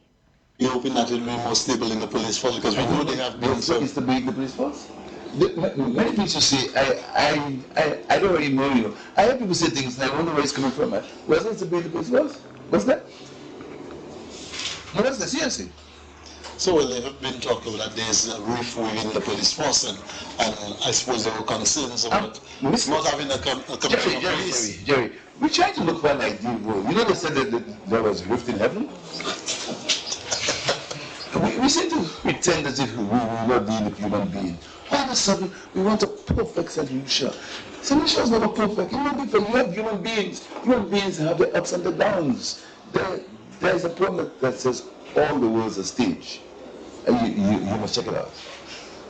So, I don't know why people just, why are we always in St. Lucia looking at the glass half empty, want to create problems that don't exist? I mean, why are we doing that? Why are we doing that to ourselves? I think people are concerned about the security of the country. That's why they talk about this. But listen, the security, okay, let me tell you what is the security of the country. This week we're going to be opening the new police headquarters, $40 million, security of the country. We are starting 2 new radar systems. One in Viva is being completed and one in Denver is being completed. That's the security of the country. We have added, as we speak, there are 70 new recruits being trained, new policemen. That's the security of the country. As we speak, every policeman, and if not, everyone has been outfitted with a bulletproof vest. That's the security of the country. As we speak now, there is work going on the Marigo police station. It's being renovated and repaired. That's the security of the country. As we speak, the policemen in Answer have moved to the new headquarters. As we speak, the SSU building is being renovated and the roof is going up. As we speak, the dogs, the canine unit that you have, that everybody has forgotten, we are preparing a brand new kennel for them as we speak. As we speak. We're preparing a brand new kennel for the canine dogs that everybody has forgotten. Do we have canine dogs? I mean, we know that the first set of canine units that we had, they were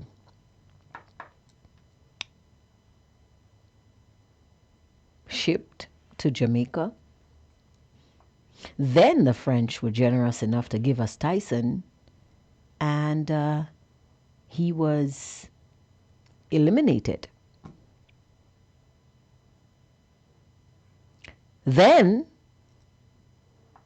we had Voyou, or gangster, and he seems to be in witness protection because we're not hearing anything about him. And we were supposed to receive another dog, but I don't even know if we have received another dog. So who are you building the kennel for? Is there a functioning canine unit? I'm asking. I may be wrong. It's not wrong. I don't have the information. I have no choice but to ask a question.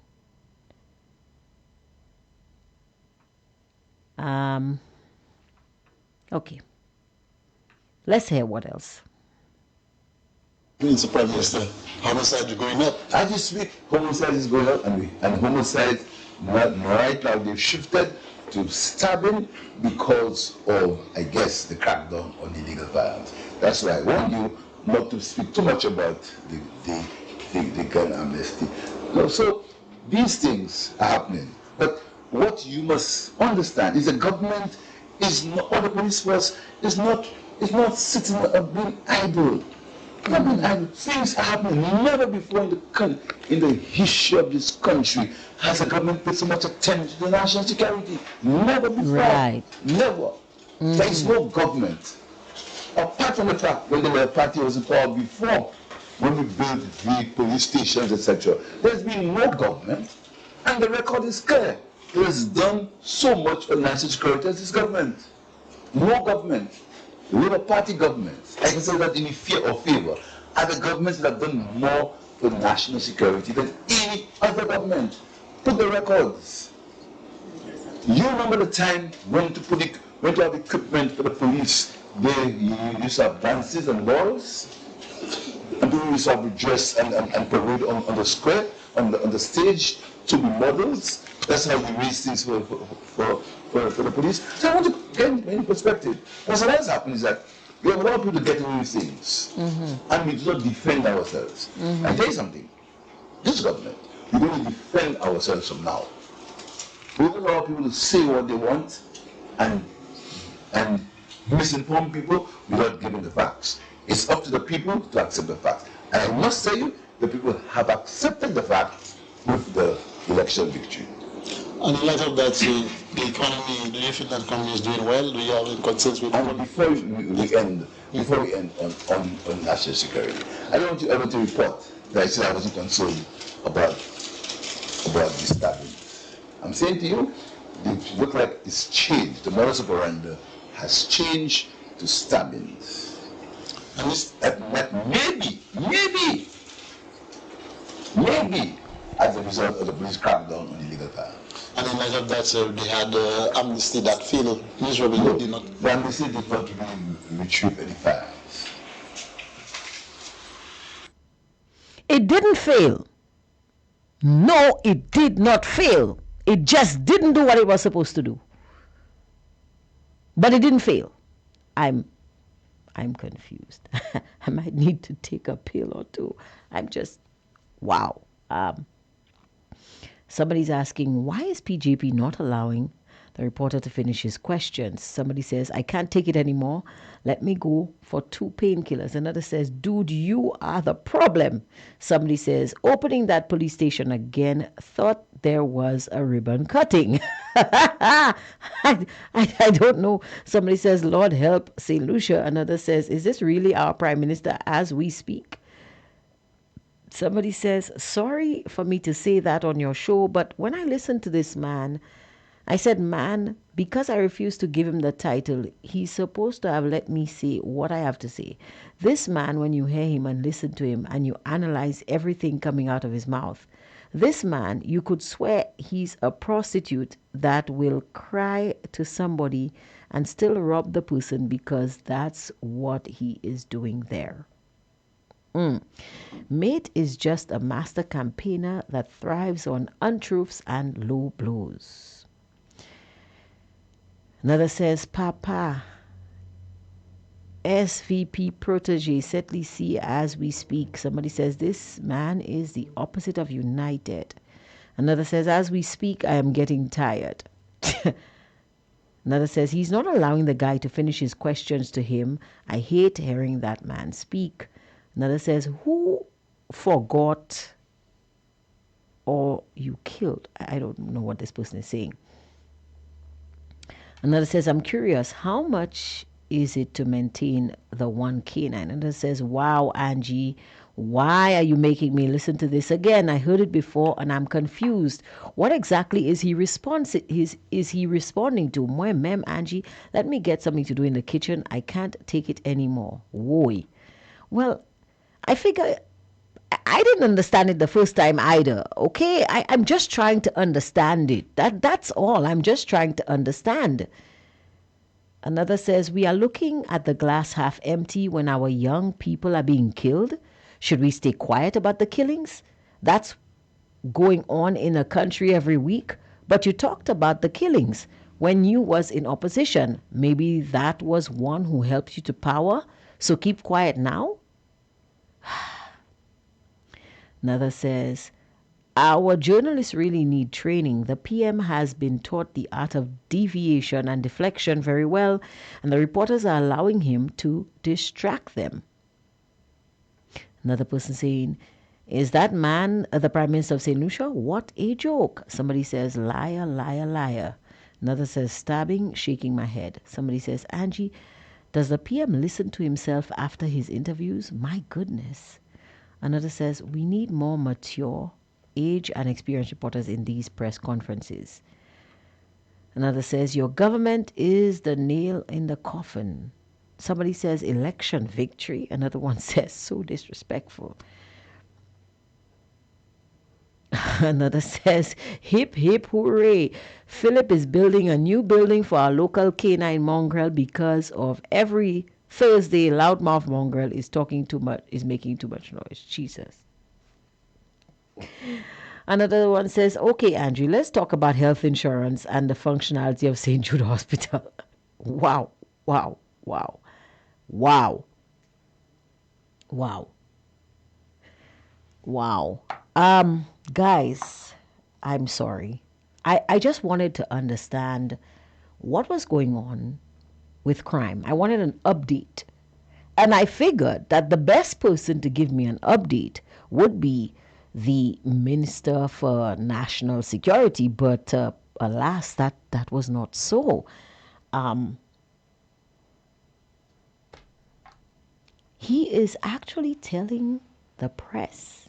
Now, Jerry is not a reporter, but he is an experienced camera person. He does have the ability to ask questions, and I think today Jerry proved that he does have reporter material because he was very tenacious, kept asking the prime minister about crime and saying, yeah, you're saying all of that, but as we speak, the murders are going up. So what are you talking about? And the prime minister is dodging and weaving and trying very hard for Jerry not to catch him or to get off his butt. But alas, he was unsuccessful. Jerry wrestled him to the ground. Bravo. Kudos to you, Jerry. Kudos to you. At least you showed these reporters that somebody needs to take this man on head on when he's saying his foolishness and keep him on track. But my goodness. He's saying, I warned you not to report on the gun amnesty because now people are stabbing.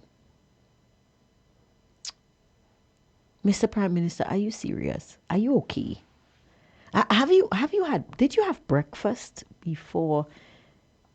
Because, I mean, I don't think anybody can function without on an empty stomach. I'm trying to figure out why you would think that it would be a good idea to point out that stabbing people to death is a step up from shooting people to death. Why would that thought even cross your mind? Do you think that the fact that people are getting stabbed to death means that that the police were successful in putting the fear of God into the shooters? Is that what you're trying to say? That it's the glass is half full. Nobody's shooting people anymore. To kill somebody, you have to get a knife and stab them. Really? Really? Is that what you're saying? When you're saying that we're not seeing the glass half full? Somebody's saying here, if we listen to the Prime Minister's speech the night before elections, it is no surprise what is going on in the country right now. The decisions he makes and the crap that jumps out of his mouth. He told us these things would happen if he was re-elected.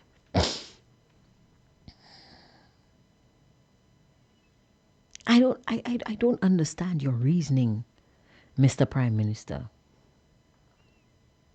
And then to save face, I guess, or I don't know what you thought you were doing.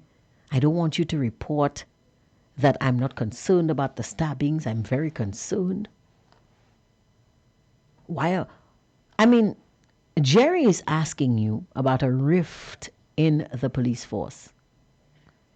You are the Minister of National Security with responsibility for that very same police force, and you're saying that you're asking him if there was a rift. that you don't know anything about it, trying to make it seem as if the man doesn't know what he's talking about? Let's see if there's any evidence of a rift. Oh yeah, wasn't there a police officer accused of sexual impropriety by not one, not two, not three, but 4 police women? And that is together with all of the other persons, the civilians who came into the police complaints unit and spoke about it.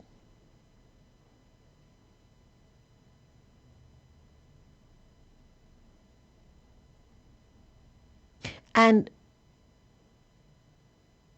wasn't he placed at the head of that police force? Wasn't that case thrown out, buried? Weren't those cases buried?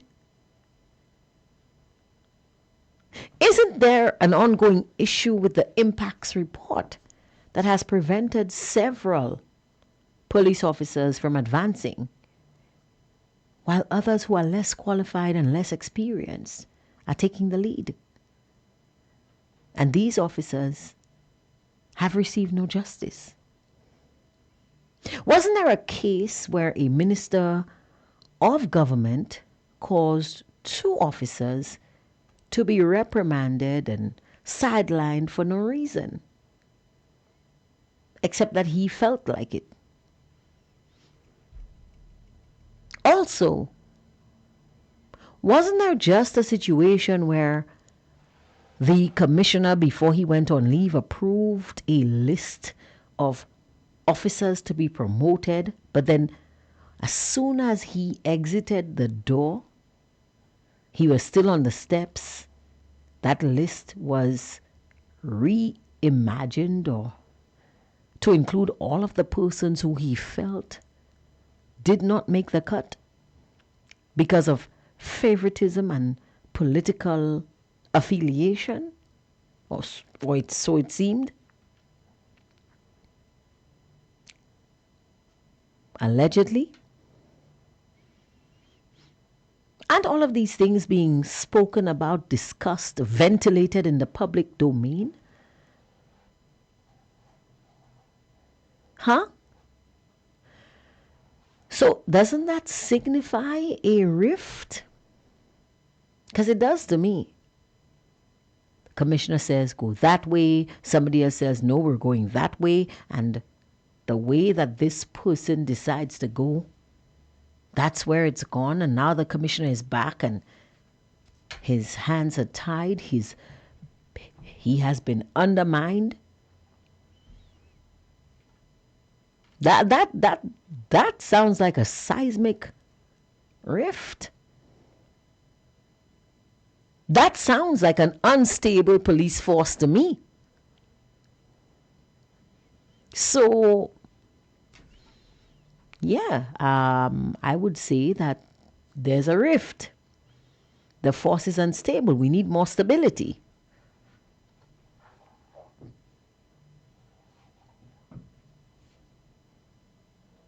And you're talking about, as we speak, this is happening. Yeah, we get it.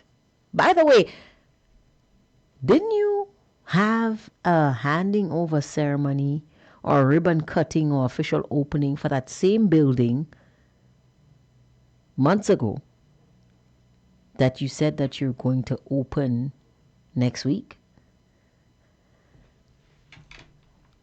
Did you open the front door and now you're going to open the back door? I don't understand. I don't understand. So there's a handing over and then an official opening is and how is that going to help with the crime situation in country? I don't understand. What policy is that? Because you said that you are responsible for policy direction. So what policy is that?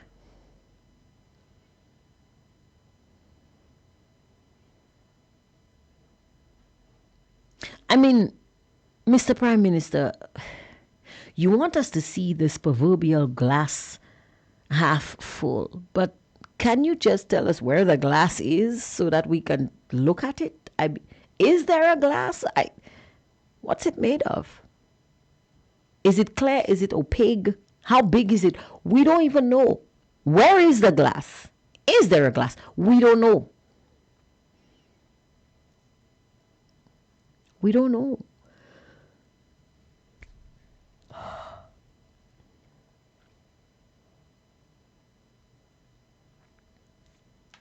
We just don't know. Somebody says now PJP wants to talk about with what people are being killed and not the killings. Apparently. Somebody says, Angie, to look at this glass. If I want the glass full, there will be a problem when the glass is half full. If I want it empty, there is still a problem if the glass is half empty. So, Mr. PM, are you saying that a glass half full or half empty is a balanced situation? Please don't use words that'll confuse him any further. I mean, I think Jerry was being very straightforward in his questioning, but the Prime Minister seemed more confused than I am. I'm trying to figure out this crime situation. The caller on the line. Good afternoon, caller. You are on the air. Hello, Angie. Hello, St. Lucia. Hello, Fire FM. Hi, Ken. How are you? Sakafet. Veiti. Nou ba msav Sakafet. Nou confuse ici à Odia. Confuse.com. Oh my goodness, yes. Confuse. Free times. Oh, 3 times. Oh, my days. Angie. Pwede nou pou pwede me la men. Me la men, ma demande pou jide nou ek ba nou direksyon because some captain na, some kay koule batiman an nou. Veiti. Ma mèm sav captain, ma mèm kwe captain na sav kote batiman yi. Angie, must have moved, but I got to move here. Ken, did you listen to this man? Did you listen? To what? To what the Prime Minister had to say. Angie, I must be honest with you. I'm somebody who is always sharp and up to date with current affairs. But I had some setbacks on things that I was dealing with that I was a bit stressed, so I tried to even log on to Timothy today and I could not even grasp much of what you were saying. But listen, Angie, on Timothy today, I heard Timothy plays. I tried to understand if I heard wrong. So they asked the Prime Minister in his weekly briefing about the amnesty they had on the firearms and whether or not it was a success or it was not. And the Prime Minister had the gunners and the audacity, something that did not yield, not even one firearm. So I want to know what is the yardstick, what is he using to measure? How has he comprehended the whole situation to try to make it look like the glass is half something full, Ken? He said that.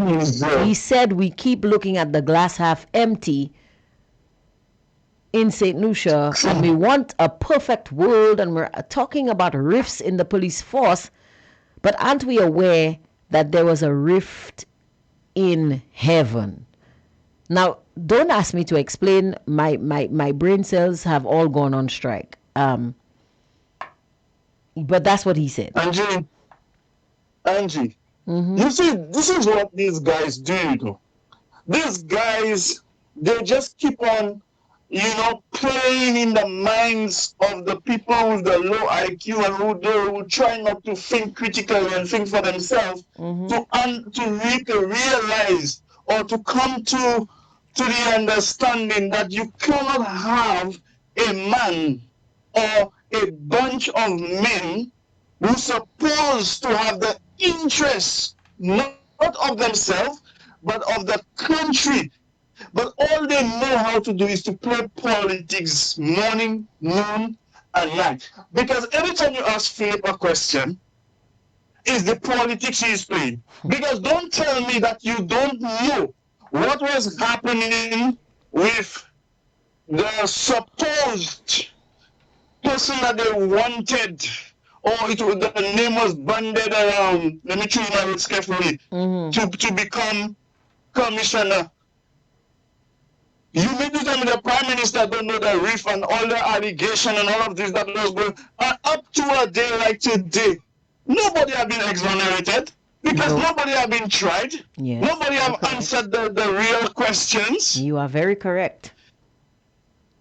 And as a matter of fact, how do you now get that level of productivity from staff who are still in shock, who still have to look at this person in his eyes, taking orders from him? How?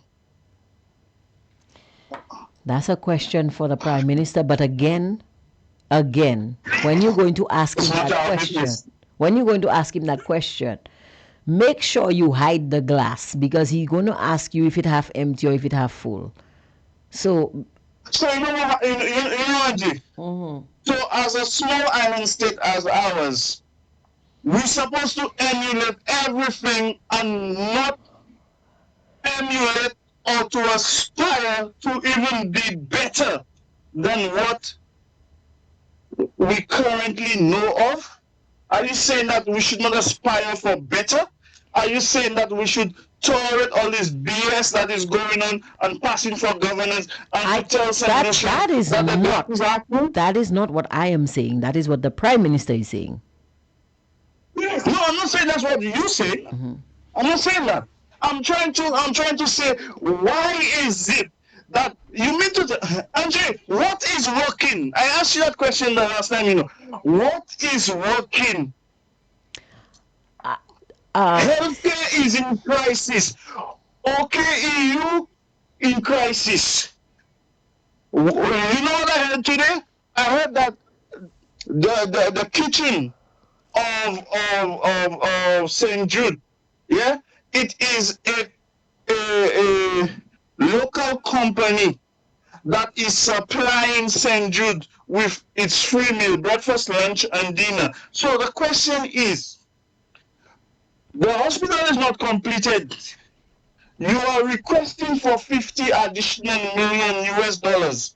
And the transition or the how you call it, the certification thing you're looking for, how you call it? Accreditation. Accreditation. All of this has not happened, but you are busy building expense on a supposed to be new facility in their eyes. That is a new facility, which that means it will cost us more for electricity and all of this and all of that. And now you're adding another layer of bills by contracting somebody to cook. So what happened to the staff that was cooking? Where are they now? Maybe we should ask C.C. Brown, but he'll ask. I don't know. I don't know. I don't know. Can we ask Musa? You talk about, you mentioned, Angie, you mentioned T.C. Brown, and then my belly already aching me to know the amount of rubbish we might hear this year again in those Calypsonians, Because I just wondering, when will we get Patriot? When? You ask me what is working. Well, my AC is working very well. I'll tell you that. That's the only question I can answer there. Because honestly, all I see from this prime minister, and let's be serious, whenever you ask him a hard question, he wants to duck and weave. He talks a whole bunch of foolishness. You ask the prime minister, people are concerned about climate change, and now we realize that the sky is blue. What do you have to say? And he's going to say, why are you getting so excited about the sky being blue? But look over there, the river is running free. And that's how he answers questions. Angie, this man get a triple capital F from me. Let me tell you why. I didn't know. And I'm telling you, I didn't know that grade was possible. Is this a new grading system? Well, it is very much possible in my books when it comes to this man. Not because he have not done anything. I will never say he have not done anything. But hear my reason why. You know, from 2020, the election of 2021, this man ran a campaign on accountability, transparency, truth, and honesty. Truth and integrity, his exact words. Correct. So, I want to ask any genuine St. Lucian who is truly patriot to the core. We're not talking about red, we're not talking about yellow. We're talking about the individual and the statements that he made as to why they should have elected him, because he was going to do things differently. Where is the accountability? Where is the transparency for our CIP? Where is the transparency with countless of projects that St. Lucians don't know what is the costing? You know, what is the loan amount? I mean, it's just a whole hogwash of things that we don't have details about. Breaking the laws with impunity. And you know, these are the same guys and same fellas, you know, that were saying that Shastner was breaking the law because he did not elect a deputy speaker, and all of them behaving like fools, and they have the surrogates that don't understand the rules of the House or the standing order to understand.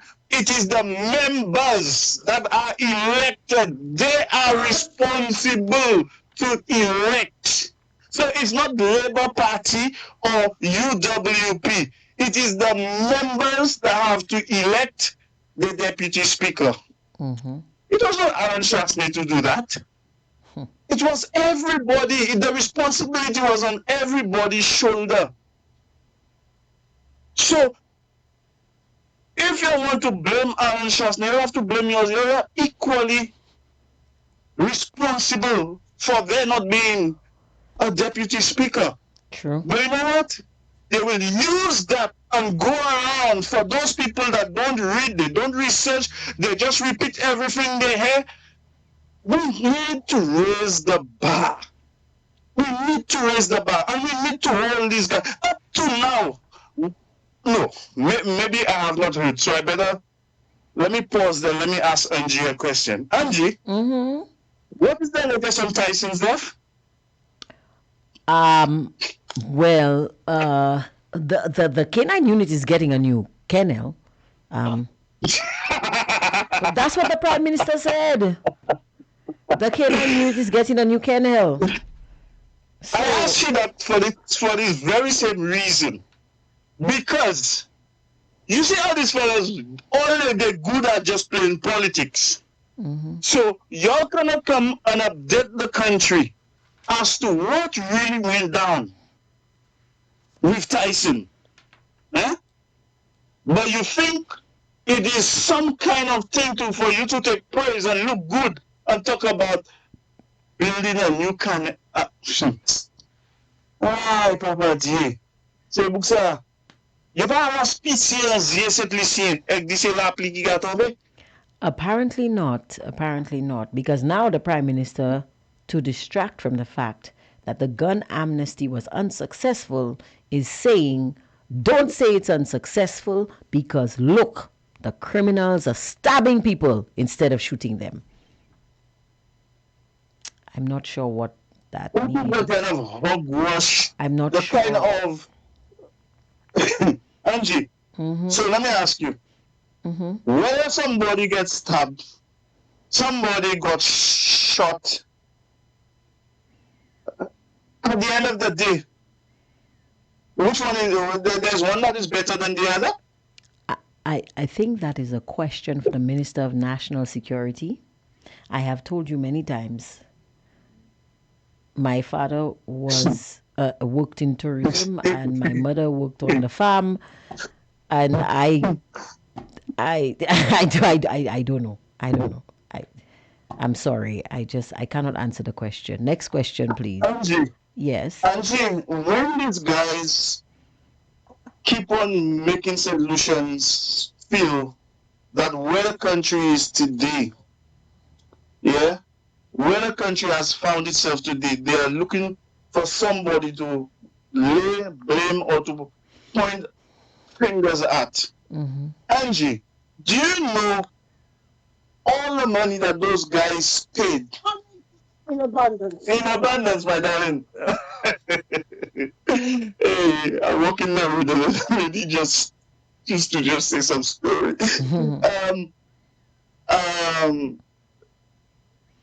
You were talking about the money that they paid to investigate Guy Joseph. And this is not something that just started. It started underneath Kenny Anthony. The commission of inquiry. And it still continued. All these monies that is being paid, the taxpayers, couldn't those monies go to improving our health care? Ensuring, you know what? I spoke to a lady not too long ago, Angie. And she was saying to me about going to St. Jude. It's like you go and do one test, Angie, then they'll send you to do another test, a blood test, MRI, CT scan. To discover one thing, they would send you and do so many tests. So they cannot do one test and diagnose you properly and to tell you this is what it is. Now, St. Lucians went and they vote for a government that told them that don't worry, we are giving you better health care, we are giving you universal health care and all of the hogwash that they spoke about. Yeah? But do you know those struggling women, Angie, because that broke my heart. I was on the train talking to the lady not too long ago. I just got off the train. And when the lady mentioned to me the amount of money the lady have spent, Angie, in just doing one test after the other, I'm asking, is it a way to milk the poor, innocent people when they could have had 75,000 worth of medical treatment, medical tests, insurance, diagnose, and everything? Today, the people are suffering. And you know what happened? It's not those guys who can just pay their money, jump on a plane, and go to the same America that they can lumber around the watch and talk about white people. Hold on. They're not the ones paying for that. That is coming out of the coffers of the taxpayers. This is coming from the public coffers. So we are the ones paying for that. We can pay for them. We have to pay for them to get proper health care, but we cannot afford proper health care ourselves.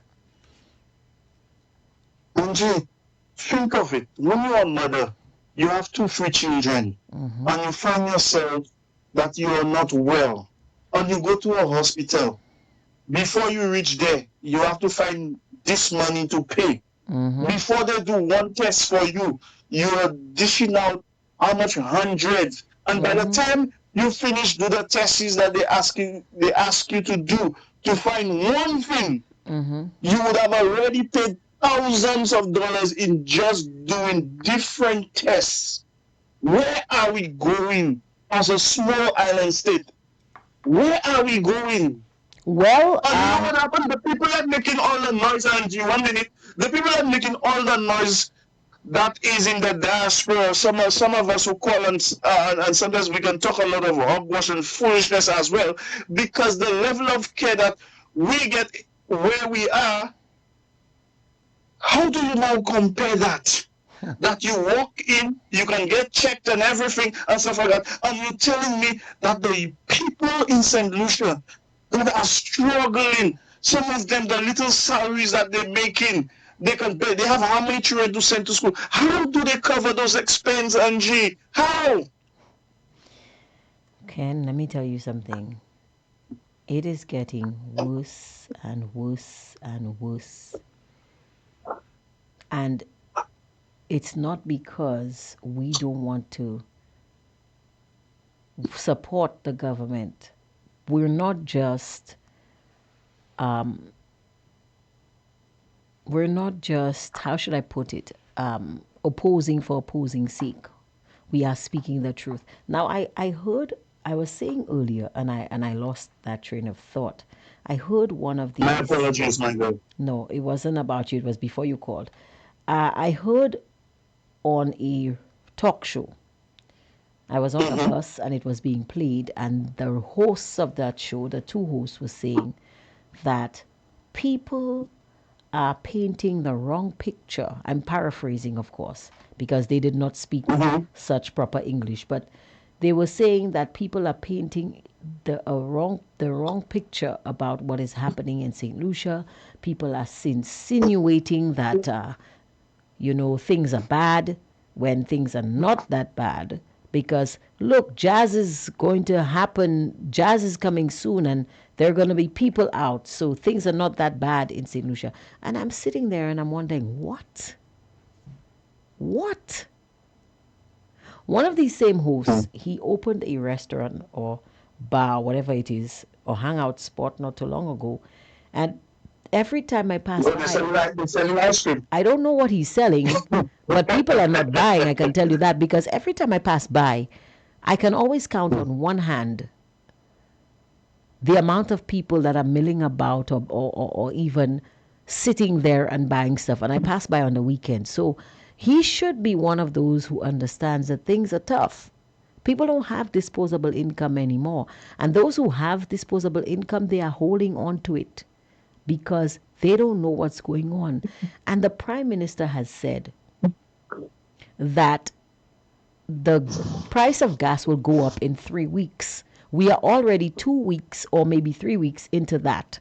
So the next time that the pass-through mechanism is announced, the price of fuel at the pump will go up. It will go up. So that means harder times for everyone. It's not just the flubbos that did not support the government that are going to suffer. The laborers are going to suffer too. And I feel that the laborers will suffer more because they are the handout society.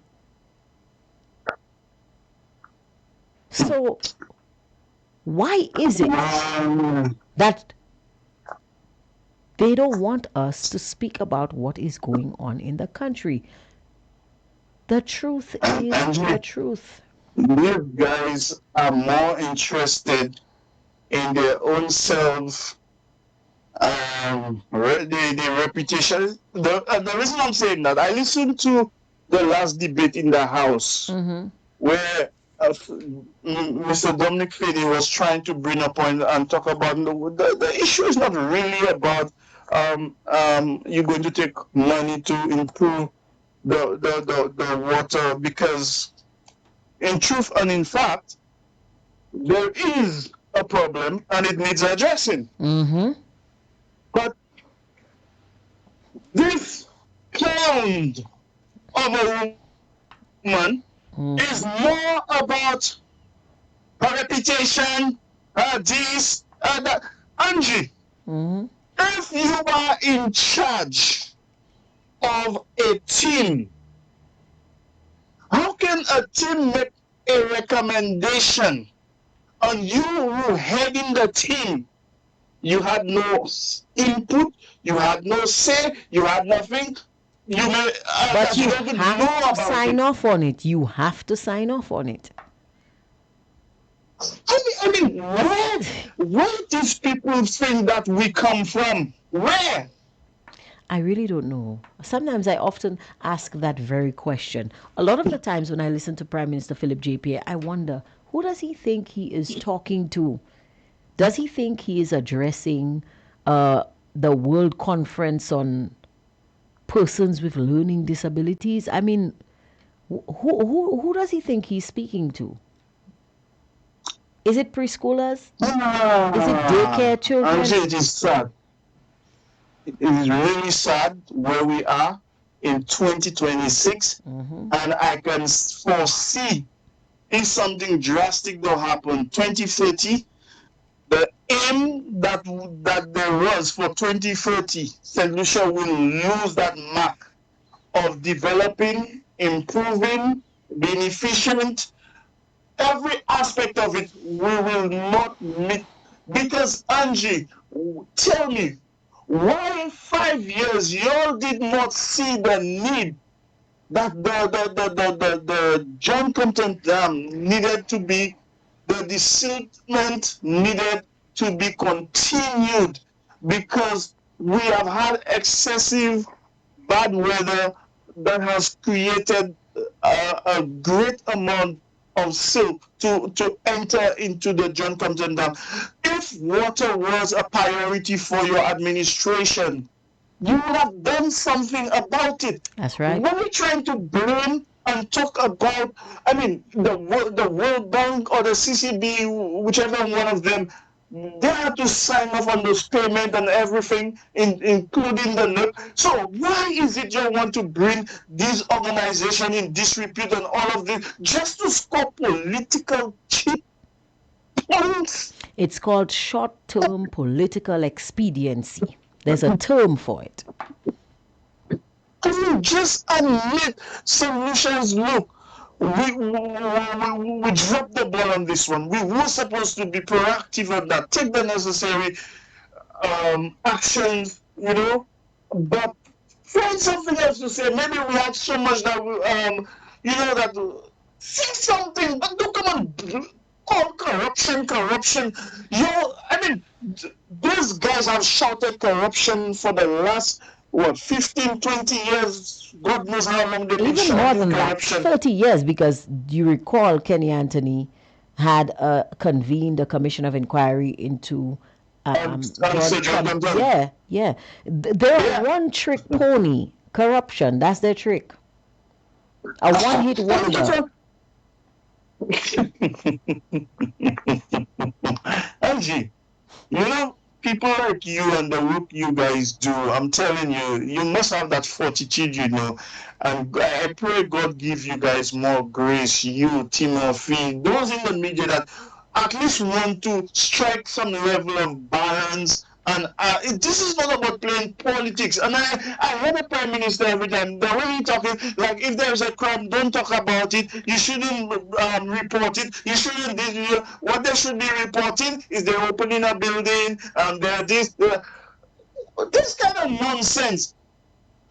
Accountability. The man won the election and promised that he's going to be different. Yep. He promised it's going to be different. So where have we seen that difference? Every time you're speaking about the government of the last term. Who was in government the last 5 years?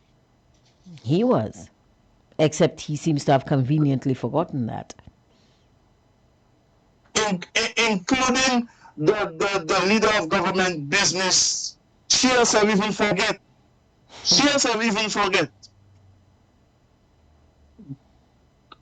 Not the main leader of government business. I know what you mean. You mean in the Senate. I know what you mean. Correct. So, Angie, I want to go back to this thing because it really touches my heart. Talk to me. that our people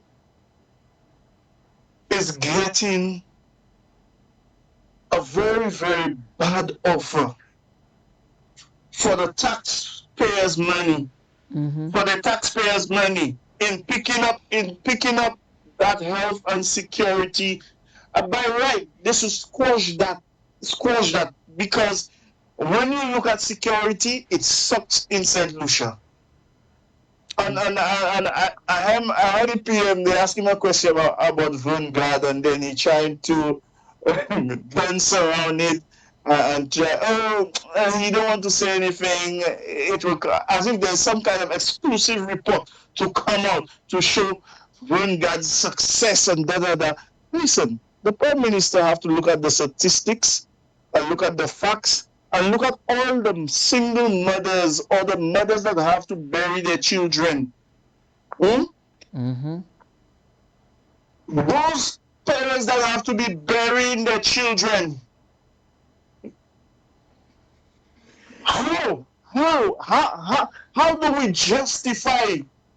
And we're not saying, because they have a habit, when you talk, they try not to understand you, and they're trying to play like they want to overstand you when they can't understand you.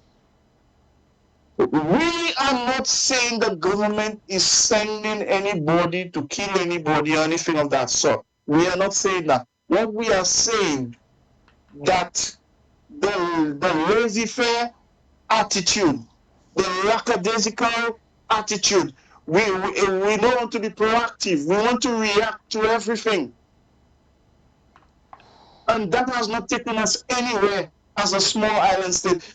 If all that we're going to do is to react to issues, we need to grow up. We need to tighten our waist, put our shoes, tie it up, and say we are ready for action. We cannot listen. You're hearing just next door.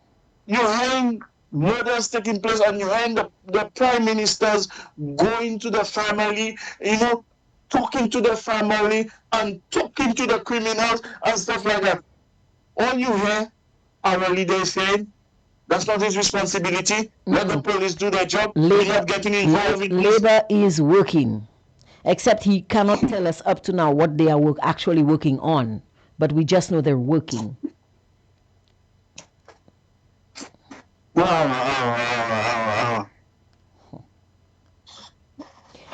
Thank you very much for your contribution, Ken. Madam, let me tell you, I don't know how, I seriously, I still try to wonder how you pick up and summon the courage, but I think it's God. It's just God that to have to be bringing those issues to the fore and trying to explain it that the people get it. Those kinds of foolishness that is happening in Fair Helen can't happen in Matnik, We do know that. Because the people have already taken the street. Okay, before I go, this man, when fuel was at its lowest, he slapped St. Lucia's left, right, and center with a 1750, 1650. Now, the cost of fuel per barrel is over 100. If you're looking to bring it up, I think Kenny Anthony, Dr. Davis Kenny Anthony, what he said, make it make sense? At this point, I will have to cut you off because you're about to ask me questions that I have not gone to enough schooling to answer. Have a wonderful evening. Okay.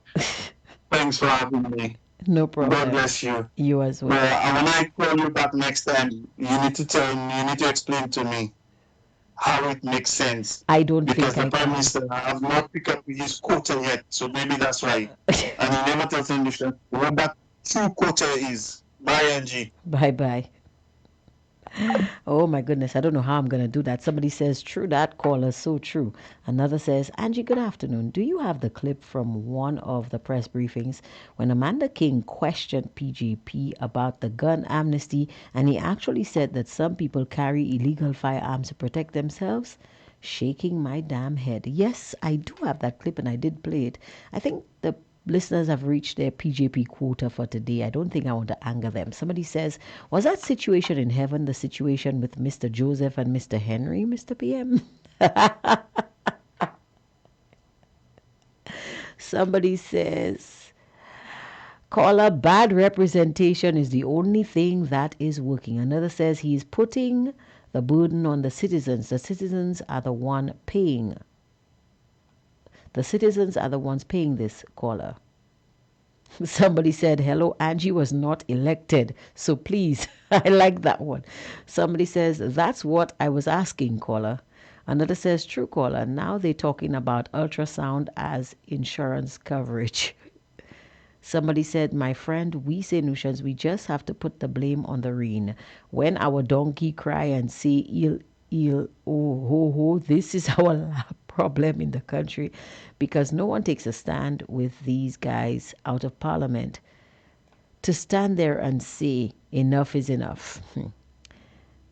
And somebody says, Angie, this guy just have that business as a cover-up. There is more to it. Do your homework. You will know what is going on. I don't know what business that is, but okay. Somebody says, true, caller. Another says, the same in the U.S. The doctors are the ones who introduce different tests and scans to the patients. Another says, SLP knows that they are speaking to Jackass City. I know we have a Jackass Town in St. Lucia, but I don't think they have Jackass City, but I can always check. Somebody says, caller, I don't think they will last that long. 2030? Another one says, the 16th one that's causing the Labour government to behave as they are doing. Another says, they are in charge of the electoral process. Don't be surprised at all. Another says, caller, you are so right. And the SLPs are always ready to curse anyone who speaks against their government. Another contributor says, PJP, how do you feel about being the National Security Minister and the Prime Minister of St. Lucia in your own opinion? Do you feel that you are doing the job that you are elected or paid to do? Please don't spin the question, just give a straight answer. I regret to inform you, the person who asked that question, that the only thing PJP knows how to do is spin. In fact, I did hear a clip of him extolling all of the spins that he knew. Leg spin, googly, left arm spin, under spin, over spin, spinning wheel. There was a lot of spin, a lot of spin. Somebody says, caller, it is different. That's what he's showing there, the difference. Another one says, caller, the lies are causing them to pretend that they forgot. Somebody says, the Almighty is in control and not man. I believe in him just like you do. Another says, caller, G has to go home. I do have to go home. Another says, caller, Pierre is different because we have never seen that kind of corruption and blatant behavior in the leadership of St. Lucia's history. Indeed, he is different. Somebody says, call earlier, please. Another one says, if the people decide to demonstrate, it is only UWPs that will. Another one says, the person is talking about the business by the market owned by the talk show host. Guys, I really do need to go home now. It is 4:45, but here's the thing. Let's be honest here. Let's be honest. Let's not act like we don't know what's going on. The Prime Minister is simply interested in one thing: protecting the victory. And it doesn't matter what we say, how we say it, what we do, how we do it. We're not going to get this man to do anything else. The man told you, put yourself first. Don't listen to anyone who says put the country first. When you do well for yourself, then you do well for the country. I think the Prime Minister kind of had this one mixed up. But isn't that how he was always is? I mean, oh my goodness, now it's... Whew, anyway. We the people need to be our own opposition. We need to stand up against what is going on. Because if we don't, we're going to fall for any old thing. And our country will sink. So thank you guys for joining me here on Hardtalk and trying to keep the focus on the issues that matter. Let us continue to ensure that we don't allow this government to piss in our eye and call it rain. Or is it Wasco doing that? I don't know. Have a good day, guys. Thank you so much for being here. Meet me back here at 2 p.m. tomorrow and let us speak more on the issues that matter. Bye-bye.